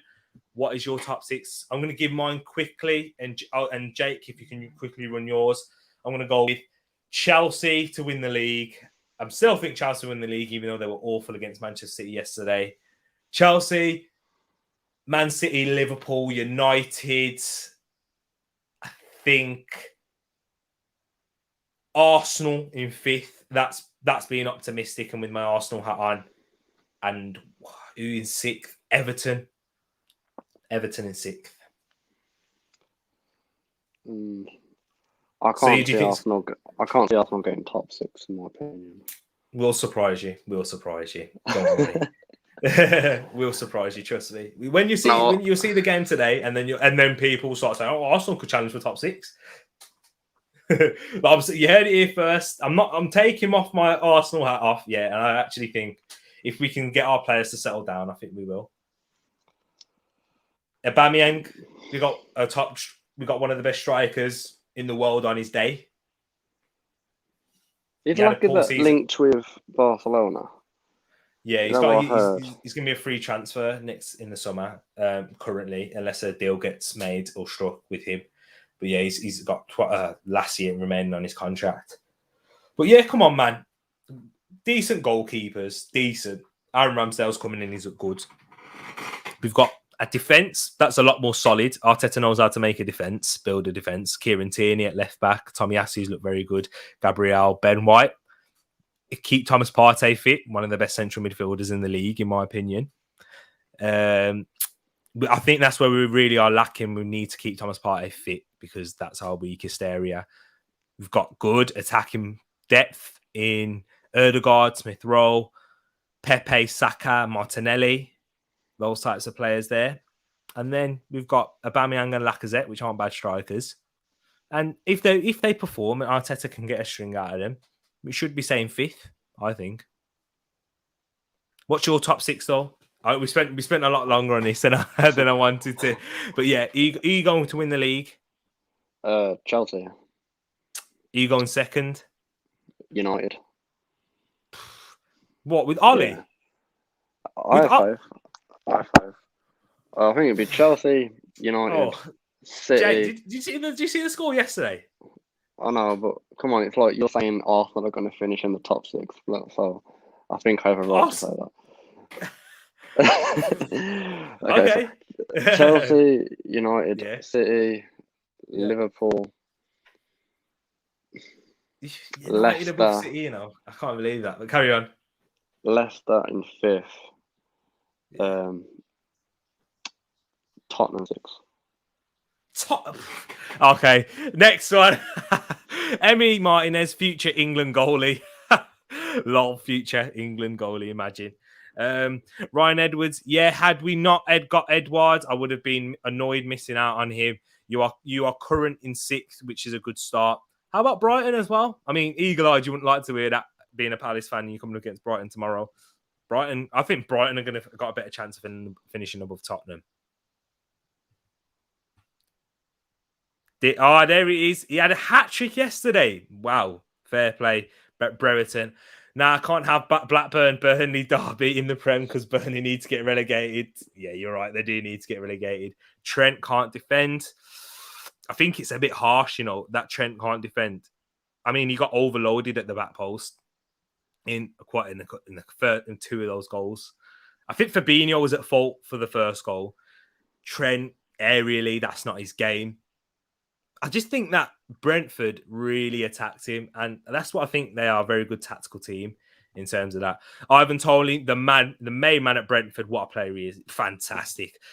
In my preview on UFT, I said that Ivan Toney, Van Dijk and Joel Matip will have him wrapped up easily. I was completely wrong. He caused them so much problems. That's the issue with everyone. Everyone's underestimating Brentford. Anyone who comes up from the Championship, automatically you expect them to be like a middle table finish or less. Yeah, I never underrated them. I underrated them in that game. But yeah, in the season, I said that Brentford will finish the highest out of all the promoted teams and they'll stay up. I think they'll finish mid-table. Injuries will cause them a problem. Their squad is very small, right? If Ivan Toney gets injured, if their backup striker, that Marcus Force, do you know what I mean? And he's not at the same level as those. They have a very thin squad, but if they keep them fit, then they could. I think they could probably break top 10 this season. Samson, my G on that Sunday grind. Good to see you networking with another guest. Exactly here. We got Jake here and old G Samson. Nice to see you. Thank you for jumping in, man. Thank you for leaving a nice comment there too. Moss is in here. Haha, good. I got a draw in my accumulator. What have you got for the Arsenal game? That's what I want to know. I know you've gone for an Arsenal win, Moss. Where do you think Wolves are going to finish in the Premier League? I've gone for 13th. Where are you going for that, Jake? I reckon we'll scrape 15th. 15th. Yeah, I can't see us. Yeah, I can't see us getting many wins this season. I can't see Bruno staying this season. It's very up and down at the moment, and like I was saying, I don't think we've got the right players yet. 15th. 15th. I've gone for 13th. Where do you think Arsenal are going to finish? I've said optimistically. I think, realistically, I think we're going to finish 7th. But I think we can finish 5th. I think we can finish above Leicester, for sure. Given the fact that Leicester got Europa League as well. And I think I don't think we have a better starting 11. But with injuries, I think we have more squad depth than Leicester. Their squad depth is really coming from the summer with Samare, Daka, and Lookman. But I don't think they improved the first 11. But Samare is a brilliant player. Daka, if he finds his form, then they can cause some problems. But they are struggling this season, especially defensively. I think we've got a better defense than Leicester this season. So, yeah, I think we can finish above them. Will we? I don't know. I went for 7th in my prediction, but as an optimistic fan, I'm going to say 5th. That may change after today. Where do you think Arsenal are going to finish? 8th. So, same as last season then, yeah? Mm-hmm. Who do you think's finishing above us, apart from the top 4? So, you think Leicester, Tottenham, do you think West Ham? West Ham or Everton. Okay. Fairs. Wolves draw. That's what he's going for. Please, no Xhaka, says Moss. PSG definitely won't win the Champions League. They can't even beat Club Brugge in their group stage, and that ended a 1-1 draw. I mean, all it takes is a change in manager. Cloudy, we saw how that's happened for Chelsea in both of their Champions League wins. Got battered, remember, with Andre Villas-Boas against Napoli in the knockout stages, but ended up winning the Champions League that season with Roberto Di Matteo. Someone tell me if Xhaka in team news or what, as Tariq messed up all our heads with all this Xhaka talk. I did put Xhaka in my lineup going, what lineup I wanted to see for the Tottenham game. I do think it's more for experience, because our team is very young. If we play for someone like Sambi Lokonga there, I think we could get a lesson taught to us. And I don't think that Spurs are that good. I just think they've got more experience than we have. And I think we definitely need to make experience goes a long way, especially in these types of games. Where am I? Where did I get to? Sorry, I'm going to run through all these comments here. Then I need to pop to the toilet, and I'll leave Jake as he brings up the second half. Roma, Lazio, Derby, Mourinho to ruin Roma too, hopefully. Hopefully. I'm good. Chelsea didn't beat Man City yesterday because I think Chelsea deserved to win that game. Did they deserve to win? I thought Man City absolutely battered Chelsea in that game. Different opinions there, but this is what football's about. They got battered by Man City, in my opinion. In terms of possession, Chelsea didn't do anything. They had 0 shots on target in that game. But yeah, it will be a La Liga squad or Napoli that wins the Europa League. I think Manchester United or Chelsea will win the Champions League. I can agree with you on that. Ben White wasn't worth 50 mil. He should have been worth about 30. I've spoken about this previously in terms of transfer fees. I think it's quite... with transfer fees nowadays, there's a lot that goes into it. Yes, I agree with you. He's about 30 million's worth of a player. Extra 20 million comes from Brighton being in the position they're in, contract and English tax. That's just simply what it is. It's like Maguire. Maguire's probably worth 30 million. I mean, not 30. When Man United signed him, 50 million. But because of the fact he was at Leicester, he was on a long contract, and English, he bumped his price by an extra 30. Ben White comment, well, with Ødegaard worth 80, and there you go. Ødegaard is a high potential player. If he was English, he'd probably be about 80 million. The Clarets, Villa and Hammers doing well. You are right, Moss. Catching up here. 2-0, Lack will seal it. As long as Xhaka don't start 4th or 5th. Who do you think is going to win the championship? I think I will go with Bournemouth. And Wilf is in here. And still saying Man United for my title shout. I think you're crazy, Cream Bowl, for that. But Jake would agree with you there, because Jake's gone for Man United in second. But yeah, I'm going to leave you, Jake, to answer a few of those comments. Who do you think is going to win the championship? And give you reasons to why Man United will win the title. I'm just going to pop to the toilet. You put me on the spot just like that, innit? No, as a Wolves fan, it's quite weird to say. I do think West Brom got a good chance. But then saying that, their last couple of results, fair enough, they did win the last game, but, just about won it. They just about scraped it. My cousin's a big Wolves Albion fan. He goes up the games, and he did say that they were quite lucky to win it. Bournemouth, it's a good shout. But then the thing is with Championship, most of the teams, you go up and you don't expect them to go to stay there. Like Norwich. Norwich are a team that go up and down every season, and it's been like that for the past how many years. It's nice to see different teams go up and stay up. So the likes of Burnley, they did it. Brentford, all that stuff.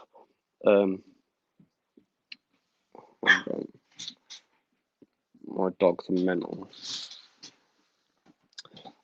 United, I don't think they'll win the title.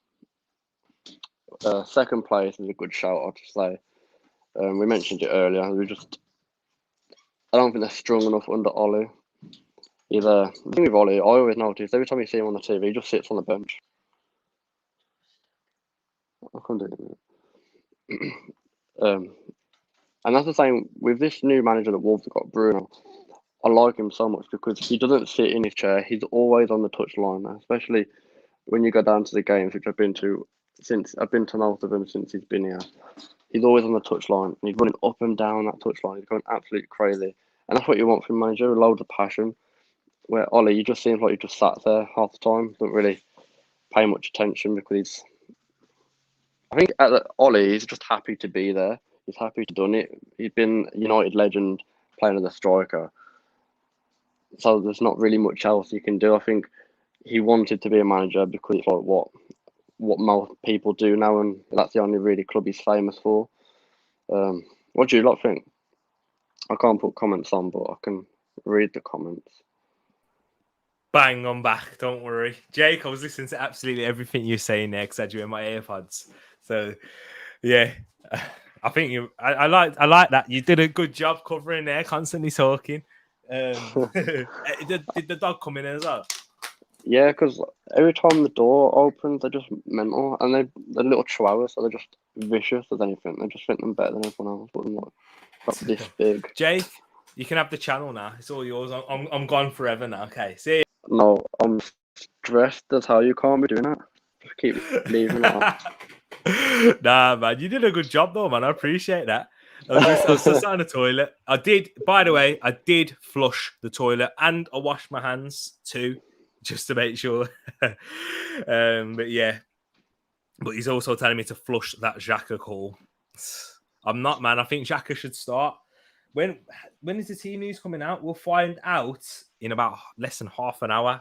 I'm looking forward to that. Good call with Man United shout there, Jake, but can't discount the CR7 factor.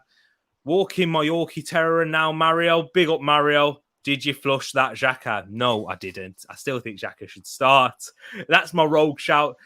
Wilf and Jake, yeah, those rogue shouts at Man United to win the league. I can't believe that. It's not happening with Ole Gunnar Solskjaer there. I think they will sack Ole Gunnar Solskjaer. I think it's easier for Manchester United to win the Champions League than it is for them to win the Prem. The Premier League's so competitive and it's so tough, and you have to be performing week in, week out. Whereas with the Champions League, you could go without winning a game, yeah, and still win the Champions League. Give me 2 minutes. I'm gonna pop to the loo now. Okay, your turn. Your turn. I'll pop you out there, Jake. I'll let you know I'll see you when you come back. But yes, guys, now it's just back to my big head up on the screen. Do you know what? I'm not even gonna lie to you yet. I haven't even eaten today. I haven't even eaten yet.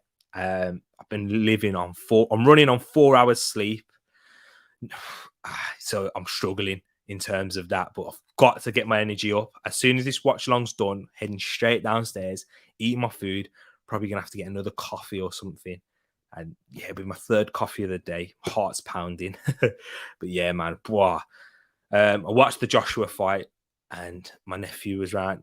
And yeah, he woke up early this morning. And I woke up earlier than I thought he would, bearing in mind, went to bed late.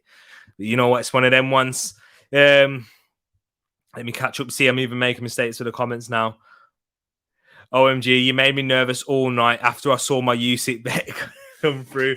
I did tell you, go Joshua as well. I'm glad that you don't listen to me. Don't listen to me when it comes to predictions because I always get them wrong. Okay. Especially when it comes to boxing. What's the ones that I got right? Fury beating Wilder. I said that was going to happen. I said he was going to beat him the first time. That ended in a draw.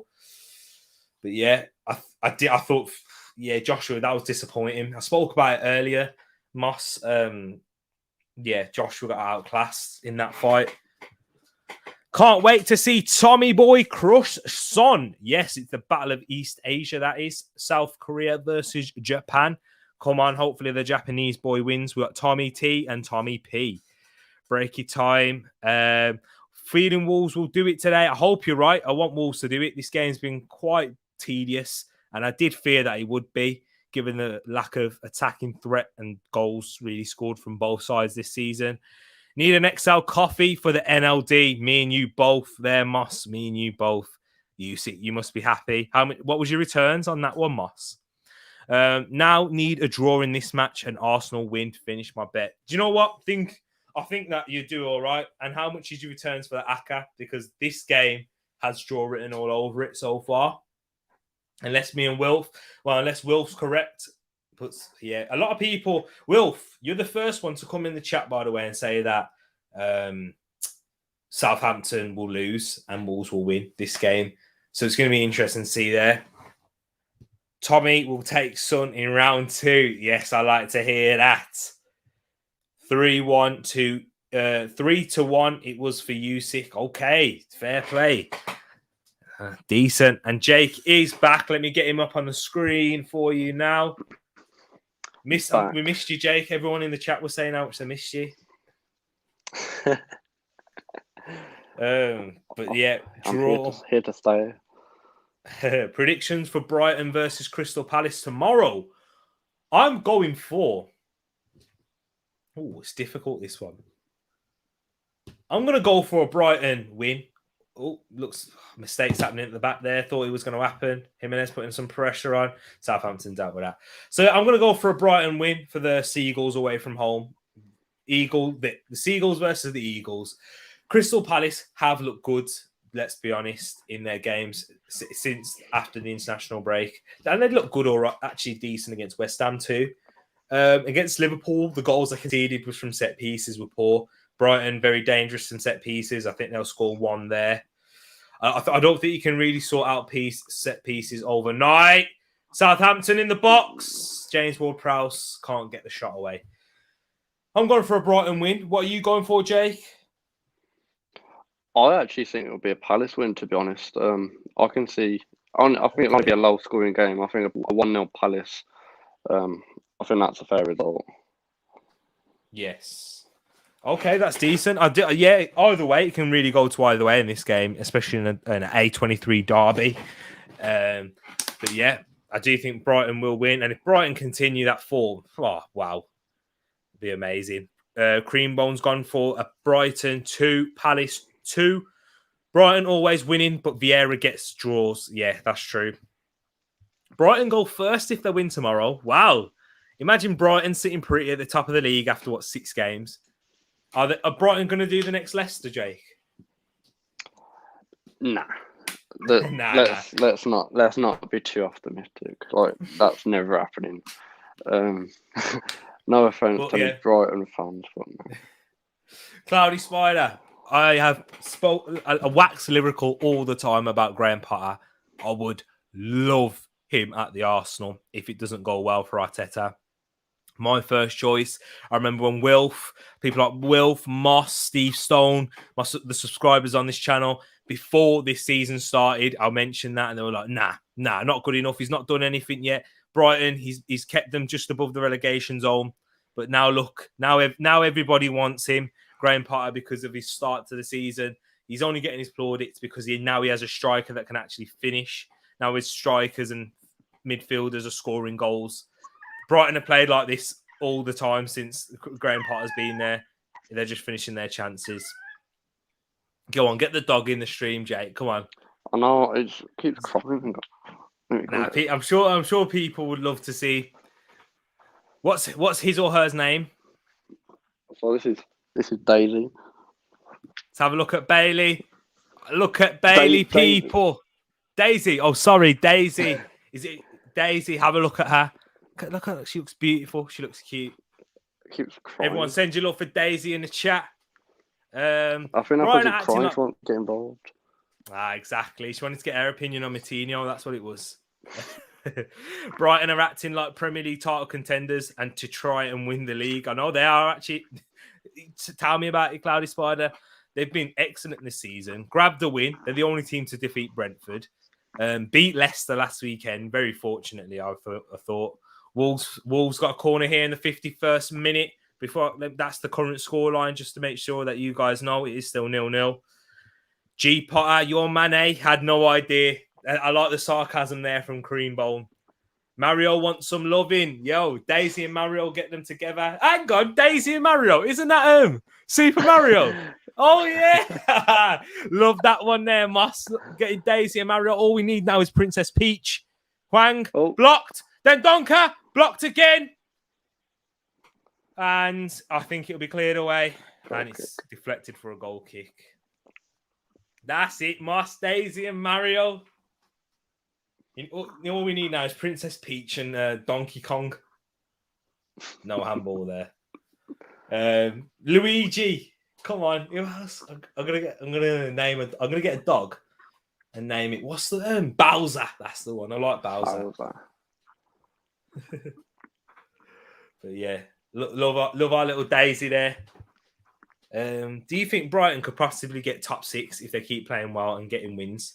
Do you know what, Cloudy Spider? I don't think so. And I think that is because I do think the goals will start to dry up because of the lack of quality that they do have up top. If Brighton had a striker, definitely, because they are very well set up defensively. They create a lot of chances. However, keeping this form up throughout the remainder of the season, it's going to have to be a magical season for them. I don't think that they will go in the top 6, Cloudy Spider, but I do think that they can remain in top 10 if they have a great season. Do you know what I mean? And if they can keep Danny Welbeck fit, Neil Maupay keeps up his goal-scoring form. But yeah, I think they will have a tricky period with injuries and a loss of form. So yeah.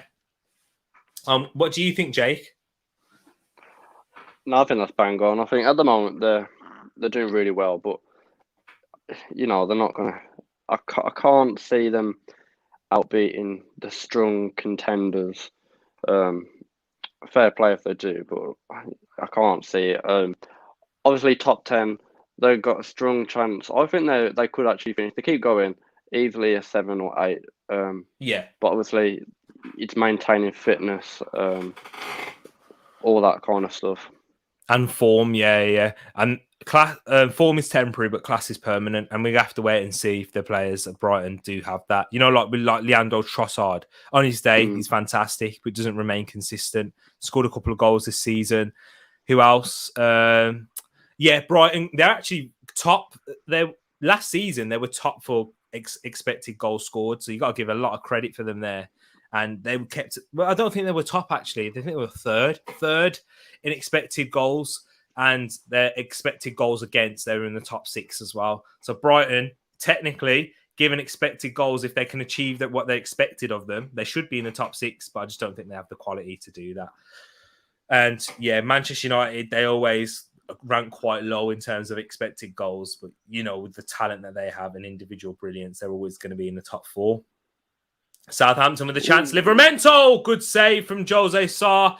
It seemed to go through legs, so I do think that's a good save there. Tino Livramento, that's the one I spoke about. Jake, what's your thoughts on this Wolves performance so far? Then I'll get back in your comments.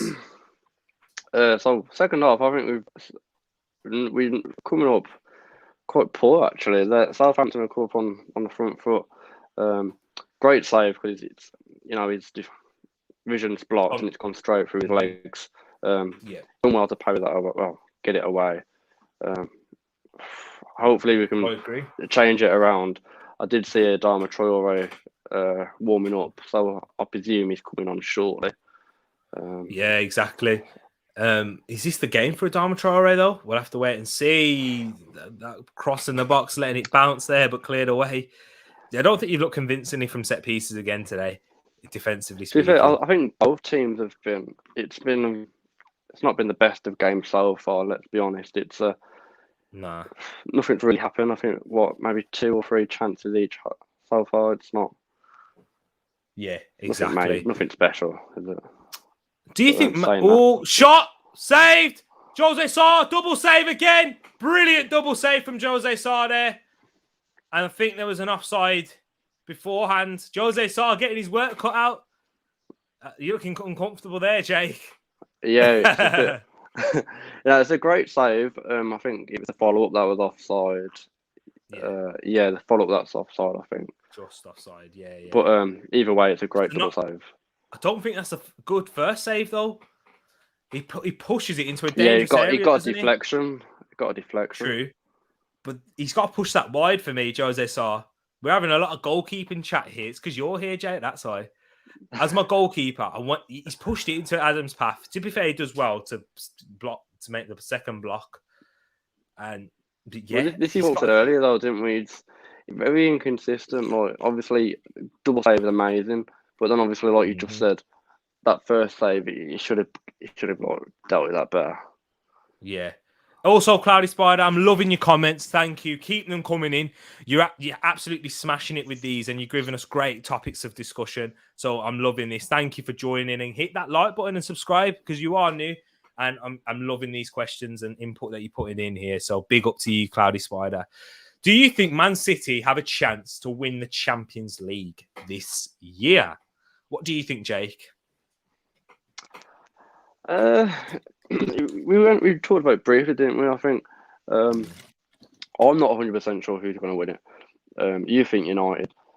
City. This could be the only thing City could win this year. It's new. They've got a lot of new players who are going to be involved. Jack Grealish, how are they going to perform in the Champions League? He's never had this type of competition before. His best competition is the FA Cup. It's right though. It's the FA Cup's the best he's had. But then saying that, he has got a lot of experience behind him. He's got lots of players who are supporting him. If Kevin De Bruyne stays fit, which I know he's just come out of injury, hasn't he? Yeah, he's played a couple of games, but he's getting back to fitness. So hopefully, if he maintains it, they have a good chance. But yeah, sorry, I'll give you my opinion now. But where Jalmatino gets out wide to Jimenez, Jimenez into the box, across, blocked.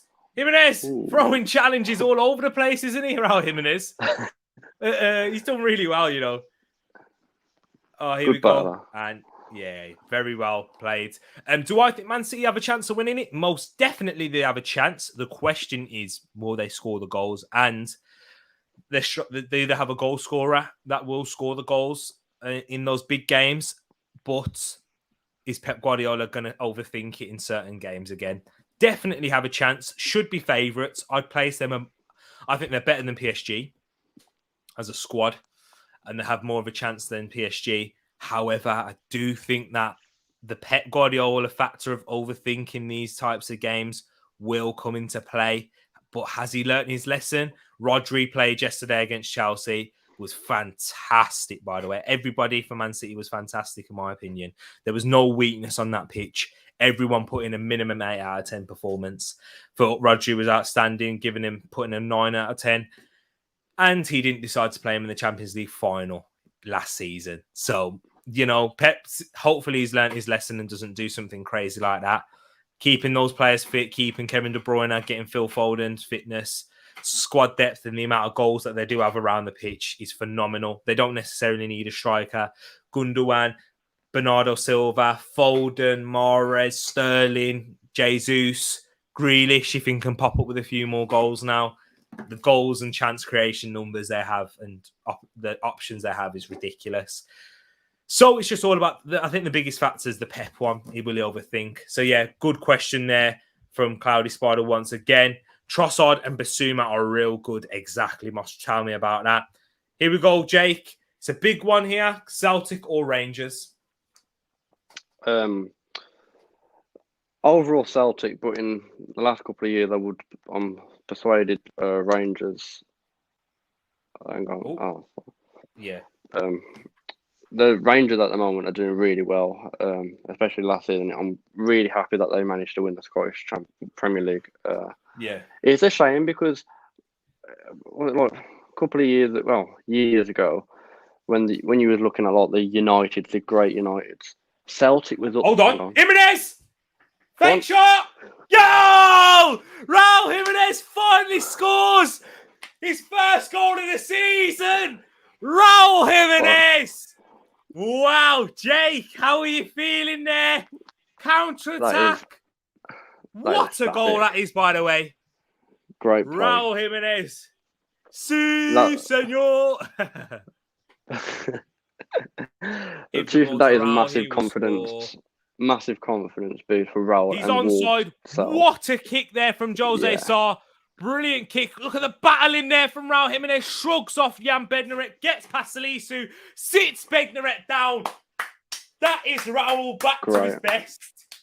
Wow. Brilliant. Jake. And Raul's back to his best. Oh, keeper has a lot to be decided there. Look at that.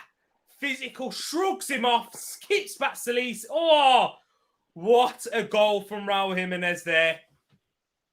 And that's a counter-attacking play that Wolves like to play. And it does prove that it comes off. And it's a massive boost for Wolves fans, Wolves themselves and Raul himself. Obviously, everything that he's been through, that's massive for him. Oh, my word. That's amazing. Connor Cody there celebrating with Jose Sarr. Exactly, deserves it, man. So he got the assist.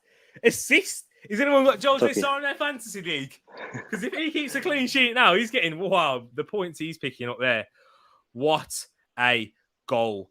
And what question was we on? Apologies. Try and get to South Rangers. Sorry, and Adama's on. Oh, is Adama coming on? Oh, counter attack. This is perfect game for Adama now. But yeah, Celtic or Rangers, for me, it was Celtic. And it was Celtic before. And it is still Celtic now. You can't go there. But yeah, Celtic or Rangers. I've gone Celtic. Wolves keeper has looked mustard so far this season. Very inconsistent. He's looked good today. Hang on. Southampton with a chance. Here. Good. Oh, straight down his throat. He's looked good today, though. What's your... give your thoughts on Jose Sarr. We were talking about it earlier, so you can just repeat what you said. Yes. Before Cream. Inconsistent. He makes some really good saves. Does some great performances, great things at time like that. that kick to Raul Jimenez just absolutely beautiful. But his kicking's a lot better than Rui Patricio's, isn't it? Yeah, 100%. But then obviously there's other times where he just does things. You're like, why have you done that? Why have you just does the wrong option sometimes. It makes it more dangerous. Yeah. Mixed opinions. Yeah, and I agree with you. I actually agree with you 100%. Opinion on Brendan Rodgers. I think he's overrated. I do. Do you? Yeah. He's done well last season. He's done well with Leicester. However, I think another manager could have done that. I don't think he's as good as the likes of Graham Potter. Did he win anything with Liverpool? Nope. Didn't win anything. Bottled it. He's a bottle job in this country as well. And he has got that tag. And he's got it for a reason. Leicester, this is what I've said. I've said this to AJ. That Leicester team that bottled that top 4 2 seasons in a row, the same they did it last season and the season before. If you swap the badges around, you keep the exact same. If you keep the exact same players and manager, if you swap that Leicester badge with an Arsenal badge, Brendan Rodgers is getting slated for the exact same thing there on a bigger scale because of the clubs. Do you know what I mean? And what the fan base require and just the negative outlook on Arsenal in general. So I think Brendan Rodgers is overrated. It's a very rogue shout. I know that's a big hot take. It's one of my hot takes that I do have. But headed away. I thought that was a good chance there. Livramento with a great cross. Wolves defending pretty well. Can they grab one on the counter attack though? Raul Jimenez driving forward. He hasn't got Adama up there yet. He's not on the pitch yet. Who do you think Adama's going to come on for? Pedence or Hwang? Chan. Yeah, probably. I think it. Actually, maybe Pedence because he's come back from injury. Here we go. Jose Sarr. Wolves messing around with the ball at the back there. Poor clearance. Gineppo out on that left-hand side now. Attacking at Semedo. Well defended, Semedo, but it's gone for a corner. So it wasn't well defended after all. Thank you, Cloudy, for subscribing. Appreciate you. I'm glad to have you a part of the Tariq's Talk community. You're a top subscriber. Appreciate you there. City's best chance was last year. They do have a chance this year. I think the competition, it's definitely an English team should win it in this season, my opinion. Do you agree that Jack Grealish was definitely worth 100 million? I don't think so. We always speak about this, don't we? Every transfer gets spoken about, and it's always the same thing. Yeah. It's English tax. It's what the club values that person. Now, of course, in our mind, we know he's not 100 million, but to Aston Villa, the club, because he's done so much for them, they have to value him at such a high price. And that's football now. It is. Like, if you're saying that, and obviously, Ronaldo back in his prime when he sold for 100 for 80 million, what would he have been if it was now? It's one of that. You can't put price up anymore. The market is just ruined. Jake, I can't add anything to that. That's literally everything that Jake said there. I echo Jake's thoughts. He put that perfectly. Well put, Jake, there, man. Do you think Man United will win a trophy this year? Well, they have to for Ole Gunnar Solskjaer. But I don't think Ole Gunnar Solskjaer is going to stay. I think they'll probably be out of the top 4 at some point. And and that's what the owners will sack him for, I believe.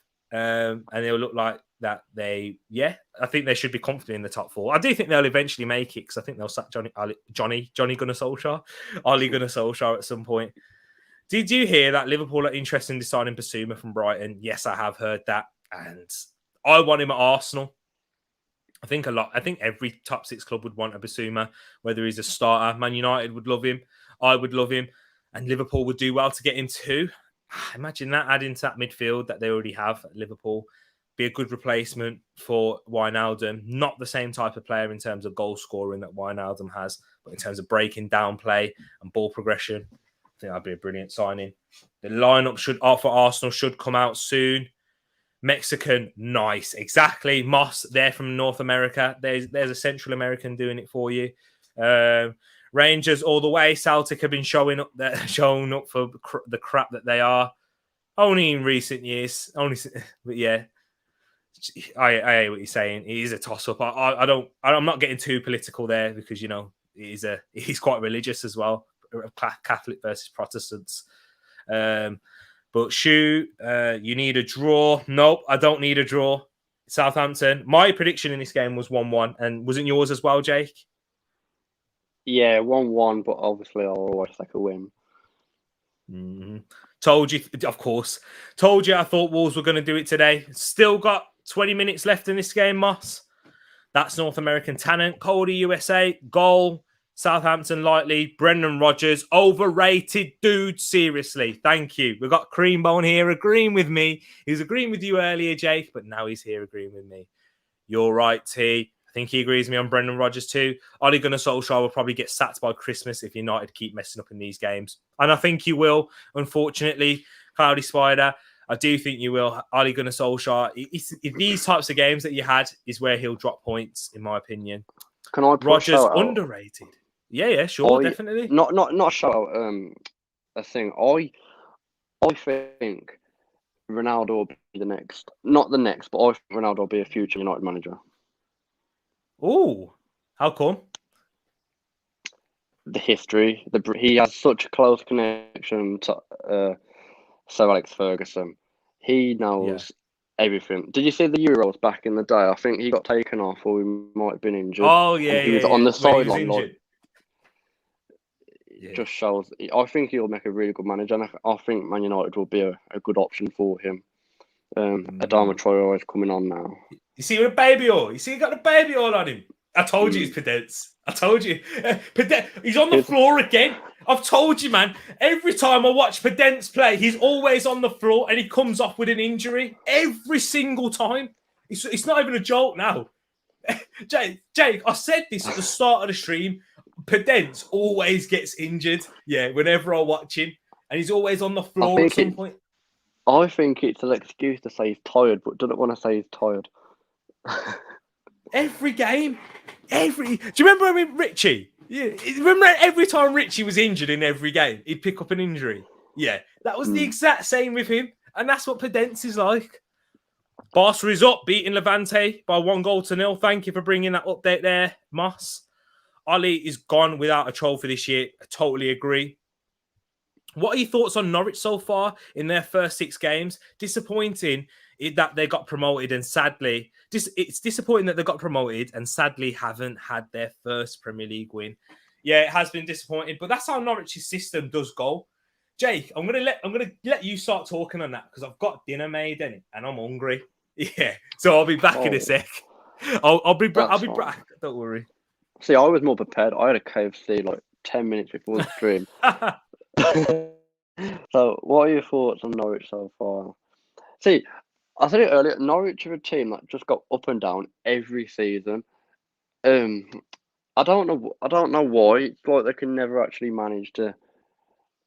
I don't know. I don't think they're comfortable. I think if there was a league above Championship but below Premier League, Norwich would smash it every year. It's like all the teams that got up and down. Like I would say Wolves, but we stayed up for the past couple of years. But a couple of years ago, Wolves was a team that went up and down. West Brom, the team that goes up and down. Bournemouth, Norwich, Newcastle's getting there at the moment. There's loads of teams. The Premier League is such a hard league to play in, and it's one of those things where anyone can win. That's the beauty of the Premier League and why it's the best league in the world. Because, like we've just seen, Brentford beating Liverpool, how they beat Arsenal. On paper, you would always pick Arsenal and Liverpool to win. But that's the beauty of the Premier League. You can't decide who's going to win. Exactly. Dinner's not quite ready yet. I was listening to all of that as well whilst I was talking to Mom. She had, it's just got like some chicken thing with chips in there. So, yeah. What are your thoughts? They do have good players on Norwich. I do like their players. Yeah, I like Max Aarons especially. He's a great player. I like that. What's his name in the middle? Is it Todd Cartwell? Is that his name? Cantwell. Yeah. Yeah, something like that. He's great. Yeah, he's a quality player. Cantwell is. Now Southampton trying to apply some pressure. I'm just going to try and get the Arsenal team news and bring that to you here. Guess what, Jake? I'm hearing that Granit Xhaka's starting. I think he should. I think he should, though. Here we go. Let me bring that line up to you. Hold on. Hold fire, people. I've got the lineup for Arsenal versus Spurs. I'll show you the Spurs lineup as well in a sec. Here it is. 3, 2, 1. So in goal, we have the same back five that everybody predicted. Ramsdale in goal. So those rumours about Leno, no chance, wasn't happening for me. Tomiyasu, right back with Ben White, Gabriel Tierney, Partey, Xhaka, Saka, Ødegaard, Smith Rowe, and Aubameyang. Okay. Well, Jake, what's your thoughts on that as a neutral, looking at that team? Very strong, very strong. I'm glad they picked Aaron Ramsdale because I prefer him over Leno. I do think Leno will be off soon because definitely. He isn't a bench player, let's be honest. He does deserve to play 11 in the starting 11 each week. But for me, Ramsdale's a different class compared to him. It's a strong team. Very strong team. Exactly. And then if you look at our bench as well, we have Leno on the bench, Holding, Cedric, Tavares, Lokonga, Maitland-Niles, Martinelli, Pepe, and Lacazette. So we've got Martinelli, Pepe, Lacazette that could bring on an attacking force if we are struggling and we do need them. So let me break up that team. The back five. I'm rubbing my eye. Sorry, I think I got something in my eye. It's just tears of joy for Xhaka starting. But now, in all seriousness, I actually wanted Xhaka to start, man. That is a decent lineup. Ramsdale, Tomiyasu, White, Gabriel Tierney. That's our best back five. Definitely agree with you on Ramsdale. I think in terms of goalkeeping, I think he's a better goalkeeper for Arsenal in the fit that we have. I think they're very good shot stoppers, both Leno and Ramsdale. You have to give a lot of credit to Leno for where Arsenal were. If it weren't for Leno and Aubameyang before Arteta came in, we'd be in the relegation zone. We would have been a relegation team because Aubameyang was scoring the goals and Leno was keeping them out under Unai Emery. So Leno has been good, and we've seen him turn up in the North London derby before, making that wonderful save against Tottenham. Tomiyasu, brilliant right back, such a good player. Jake, are you watching this game later? I should be able. I'm not at work. I've got to sort some stuff out after this game, but I'll probably I'll be on the live with you. Hang on, here we go. Hold on. Oh, Jose Sarr. That's brilliant anticipation there. But well played, Jose Sarr.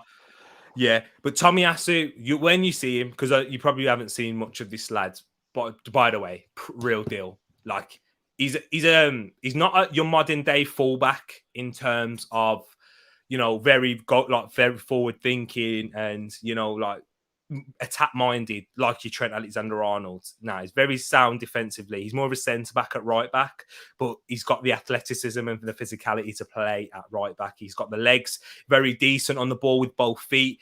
He's got 5-star weak foot on FIFA, Jake.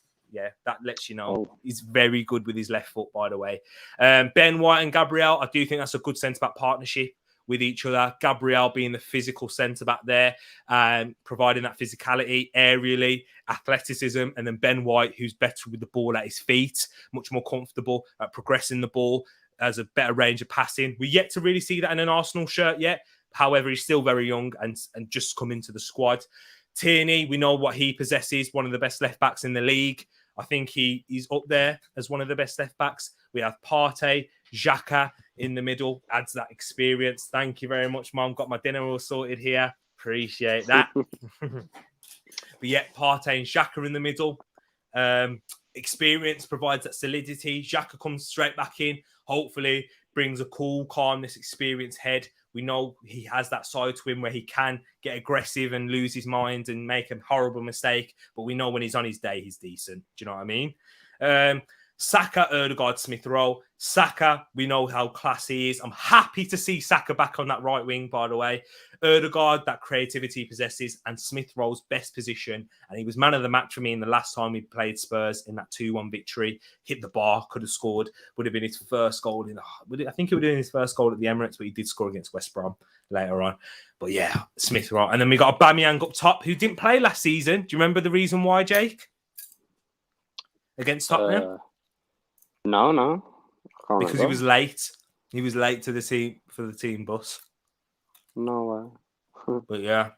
So you carry on. I'm gonna be here. I'm just gonna mute my mic so people don't listen to me. I was listening to your best friend Tony Adams, who you're close with now, who I'm trying to fill his shoes this week, which I'm hoping doing better than Tony Adams. And he even says Arsenal don't have, and the same with Tottenham, and the same with Wolves, they don't have the right setup yet. They're still experimenting with who's playing where, what fits who fits in the best positions, what's our strongest lineup. You know, it's all trialing at the moment, trial and error.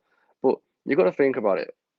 We're still very early in the Premier League. We've still got loads and loads of games left. So, yes, we've got Brighton at the top of the table. Yes, we've got Arsenal, who aren't doing so well at the moment. But we're only a couple of games in. Anything can happen.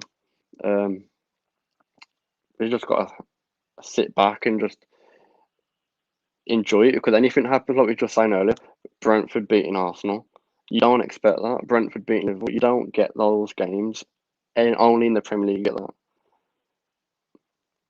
I can see. I agree with you. Starting. Yeah. Can someone get the Spurs lineup in the chat if you don't mind? Thank you very much. Sorry, I'm just eating, guys. There's a quick turnaround for the next watch along. It's just chips. It's sweet potato fries with normal chips, and then there's like chicken thing with like chicken pita and that. I'm gonna use a word that says everything's Irish. Everything Irie, man. Everything Irie. And speaking of everything Irie, we've got our own Jamaican man in here. Laser, big up Tariq, just passing through. Nice to see you, man. Guys, I will be doing a watch along. Apologies for the rudeness. This is very unprofessional to be eating live on a show. But you know what? There's no break. I've got no break in between here. So, my bad. And I need to eat before the game. You've got to get that energy to do another 90 minutes. Exactly. Of a North London derby at that. To be fair, you're quite lucky. It's just an average game, isn't it? It's not like it's... Look at that. Xhaka is in. You made the nightmare come true. And that's the same as Creambone. Xhaka, T-Money, never talk to me again. I'm sorry, man. Hilbert! Oh! That's gonna 10 minutes, 9 minutes left plus added time in this game, and Shane Long's having a chance. But I'm honestly, guys, I know it's popular to hate Xhaka, but I've mentioned him and I've dissed him a lot of times, and we know his faults. But he's needed in these types of games for his experience. Look how young the squad is. Ramsdale, 23. Tomiyasu, 22. 23. 23. 22. Okay, 28, 29. 28, 29. 20, 22, 21. And do you know what I mean? So we've got, 3 players in that squad that are over the age of 23. Do you know what I'm saying? That's a young squad. We need experienced players in there. And he's one of them. Let me go through all the comments and then I'll let Jake start talking again. I'll give you a little bit of a breather and then I'll start eating. Decent lineup. I do think you are right. If he messes up Xhaka, okay, I'll take the blame, yeah, from the Arsenal fans. I'll take the blame if Xhaka messes up because I think he's right in making that decision. Cloudy Spider again. Saka is an amazing player at Arsenal. He's my favourite player in that team. He's my favourite player as well. Cloudy Spider, join me for the watch-along for the Arsenal Spurs one. I'll show you my shirt. I've changed this top and got my Arsenal top and I got my Xhaka shirt on. Big up for yourself again, Laser. Go check him out if you are a Liverpool fan. Come, Odegaard, he's the key to this anyways. I agree with you there. Fadsley, my bro, thank you for coming. I haven't seen you for a while. Jake, you may know him. This is Jake on the screen, one of the OGs. Hey, sorry for not being around. It's hard for me to show up as United fans after 3 losses in 4. I understand, bro. And also, I know you've been playing FIFA too. We got Carlos Salcedo, Kate. I can't pronounce that. Kate Ochulingwe. Hang on. I know what that madre means. That means your mother. I'm not reading the rest of that. Arsenal soon, man. No, nice. No Romero for Spurs. Sanchez. Okay. Lack of experience. Bring him in when we need Xhaka. When Xhaka's out. Xhaka has the mental age of a 16-year-old. A lot of not the love for Xhaka right here. I hope you're right, Tariq. Moss, I was wrong about the Joshua fight, but I'll be right about this one. Xhaka will perform, and you will all say, and do you know what? By the way, when Harry does his stream and I'm in the Discord, you have to say Tariq got it right. Okay. If we win and he performs well. But yes, Jake. You never know. Xhaka's going to come and get some goals today, I bet you. Bet you pull up a goal now. I hope so. If Xhaka scores today, I'm going crazy. I'm going mental. I'm going to be doing a watch along. So everyone, please join me for that. Trust me, there'll be a lot more energy. There has been good energy in this game, but because I get nervous and tense. My last Burnley watch along, I did an Arsenal versus Burnley one, maybe 1-0. I was dashing bottles about, not like a normal self. I was getting mad. I was dashing bottles across screens, shouting, banging, because I was nervous. Let me find the Spurs lineup, man. If I can find the Spurs one. Here we go. This is the Spurs lineup, and Jake, if you don't mind presenting that for me, for them lot. Yeah, so Lloris in goal as normal. Tanganga, Dyer, Sanchez, Reguilon, Højbjerg, Dele, and Ndombele, Lucas, Son, Kane. To be fair, that's just your standard Spurs team that you expect every week, to be honest. Son, Kane, very good partnership, aren't they? They're just amazing. To be fair, on Wednesday when they played Wolves, they didn't have the best of games. So I know Son didn't really play. He came on for the last 25 minutes, I think it was. Didn't really impact the game as much, but in these big games, he's definitely a game changer. Eric Dyer, I don't even know I presume he's playing centre back. For me, I would always class him as a centre defence mid. But I believe they're putting Højbjerg in that area. What do you guys think about that? Do you think it's a strong team? Who would you put in? Who they got on the bench? I can't see it that much. I could say Ben Davies, Lascelles, Skip. To be fair, that's with the whole lineup he's got there. I would use that team. Do you think Kane will find form again as a Spurs player? I don't know. I can't see him staying there. I really think he'll leave in the summer. I think he'll go to Man City. But then I do think he does give 100%. I don't think he's one of those players where he's going to be selfish and not give 100% because he's not like that. He's the England captain as well. You have to take that into consideration. So he knows he hasn't just got the Tottenham fans watching him. You've got the whole England fans watching him at all times. I do think he'll leave though. I think he'll go to City in January. I don't know what you guys think about that.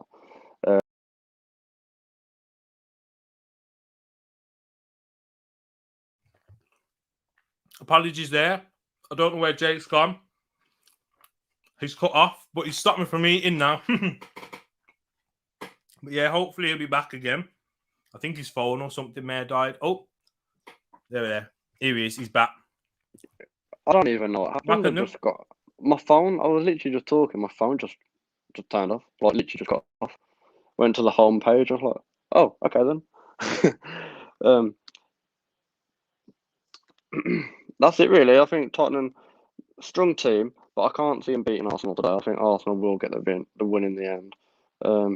Saints not scoring. I can't see 3 minutes left with plus stoppage. You're probably looking about 5 minutes altogether. Wolves have brought on Ruben Neves. Just I know someone in the chat earlier said that they like him quite a lot. I can't see the Saints getting a goal. Obviously, I don't want that to happen, but anything can happen in a matter of seconds, can't it? Like Southampton on the Brighton now. Just crossing it in away by Cody. Thank you very much for that, Jake, man. You're a lifesaver. That's all right. I hope you enjoy chips. I ate them all. It wasn't actually chicken in the end. I thought it was. It was like mince meat instead. I love that. Apologies for your vegans out there. But yeah. Saints not scoring. I don't think Kane or Aubameyang, someone just says. I mean, what, Kane or Aubameyang? Oh, here we go. Realistically, realistically, it's Kane. I'm not going to lie, but you know, I want to put my Arsenal hat on for this, but yeah, I'm going for Kane. Yeah, unfortunately, but hopefully Aubameyang outscores him today, though. Let's have a look at what Moss is saying. Ødegaard or Bell will get the job done early. I hope you're right. Ødegaard versus Højbjerg, enough said. If we're not up for it, the Spuds could hurt us. That's true. Look at the attack. They've gone quite attacking, you know. Don't you think? Like, Jay, they've got Kane, Son, Lucas, Ndombele, and Dele Alli. Yeah. That's an attacking 5 right there. Højbjerg, defensive. Reguilon's very attacking. And then Sanchez, Dyer, and Tanganga. Boy, I'm excited for this game. It's going to be a really good game. Yeah, I'm shocked that Spurs went this attacking with it. But I like that. I'm glad. 4:30 kickoff. So yeah, literally straight after this one. That's what I'm saying, man. I've got to jump on the next stream literally as soon as this game's done. That's why I had no break, and that's why I had to eat it then. Kane versus Aubameyang. Yeah. Son versus Saka. Same then, man. It's the same, but it is Son over Saka, unfortunately. Cloudy. I don't want to say that, but I have to be realistic. If I start saying like Aubameyang and Saka, then you know you're gonna come here and you know you're gonna get biased opinions. I'm being very unbiased. Yeah. I wish I was. I wish I could easily say if Saka continues to play the way he's doing, it will easily be. Yeah, but you got to remember Saka's quite young, isn't he? Son's more experienced. He's older. So we're just going off. Though. He's a goal scorer. Saka's never going to get that amount of goals that Son has. Like, unfortunately, he plays a different position, though, doesn't he, to Son? Yeah. He's an inside forward, isn't he, Son? Whereas Saka's an inverted winger. Do you know? You've heard me break that down before, haven't you? When I spoke about inverted wingers. So basically, on that left wing position, Son and Jack Grealish, perfect example. Son and Jack Grealish both play in the left wing, but both require completely different jobs. Son, inside forward, is more similar to a Mane and Salah. And then you've got Jack Grealish, who's similar to, like, back in the day, Eden Hazard, them type of players there. Eden Hazard, Saka's like that, yeah. So it's more of a comparison to do with their different players, both playing the same position and can play together on FIFA. But yeah, Pepe crack. Nice to see you there. Raul Jimenez versus Lautaro Martinez. I will go for...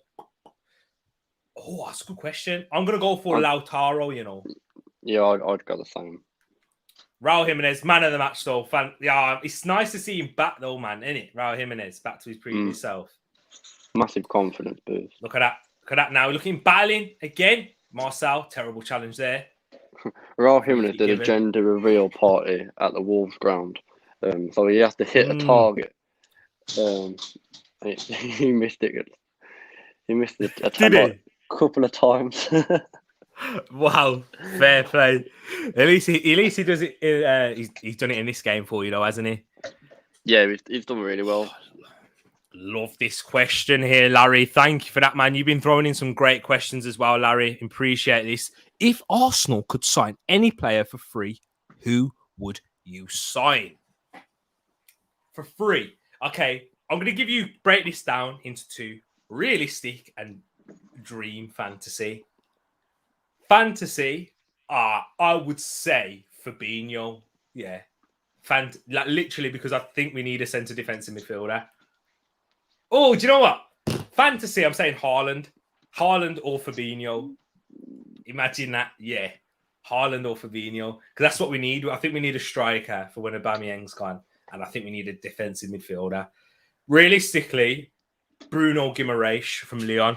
If you know who he is, you may have heard of him. He played for Brazil in the Olympics and he's been recently called up for them as well. Centre defensive midfielder. Signed from Brazil. Where was he signed from? I can't remember. Was it Flamengo? One of those sides. But yeah, I would want Bruno Guimaraes. I think you can get him from Lyon. Obviously, given finances and how much we can pay compared to the French French clubs unless you go into PSG. So yeah, Bruno Guimaraes, he saw playing against PSG as well last week, and I thought it was fantastic. Who would you sign for Arsenal, Jake? And then I'm going to ask you, who would you sign for Wolves? I'm going to use that good question there from Larry. Yeah, it's a great question, that was. See, I don't know. See, I don't know what Arsenal need. I would like to see a better striker. I don't think, obviously, price tags, we can't really speak about them, but I don't think Pepe lived up to the price tag. Nah, it's the same thing though, isn't it? Yeah, but then saying that, isn't he like the second highest goal scorer for Arsenal? Yeah. Something like that. Yeah. Last season, he scored the second most goals. Yeah, that was it, last season. I don't know, to be fair, because...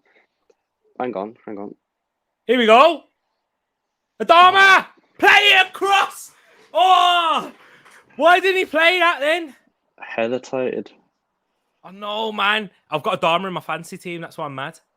Who is that guy that you keep going on about? He's the one that Arsenal should get. For Brighton. Basuma.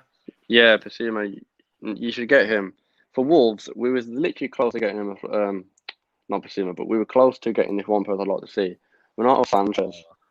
Yes. That's true, but it's injury though, isn't it? I think it's going to be a 1-1 draw in the Arsenal game now. I've seen the lineups. Okay, I hope you're wrong. I hope we grab the win. Ryan Edwards, realistic Wilshere, lol. No, I don't think it's. I wouldn't want to go back with Wilshere. Do you know what? I've only ever had two players at the back of my shirt: Saka on my shirt that I've got now, and Jack Wilshere is the other one. And yeah, I would love Jack Wilshere to come back and have the fairy tale return. Isn't he training again? Yeah, apparently he is. I haven't seen him though. I haven't seen any pictures. Tish saying with a hey, where have you been? Where have you been, Tish? And that. But yes, it's okay. And look who now joins in, Jake. Jake's been waiting for you all day. It's all right. I know you was busy, but yes, it's okay. But yeah, Jake's been waiting for you. He's finally here, and now you Wolves fans can be happy. What a goal that was from Raul Jimenez. Hello, Grace. Welcome back. Guys, all of you here, join me. Come back, yes, for the Arsenal watch-along. Jake's not going to be live on that one. He's got a few things to do, but he will be in the chat. Won't you, Jake? Won't you? I will be there, definitely. Everyone else should actually be having the notifications turned on, smashing that like button. Exactly.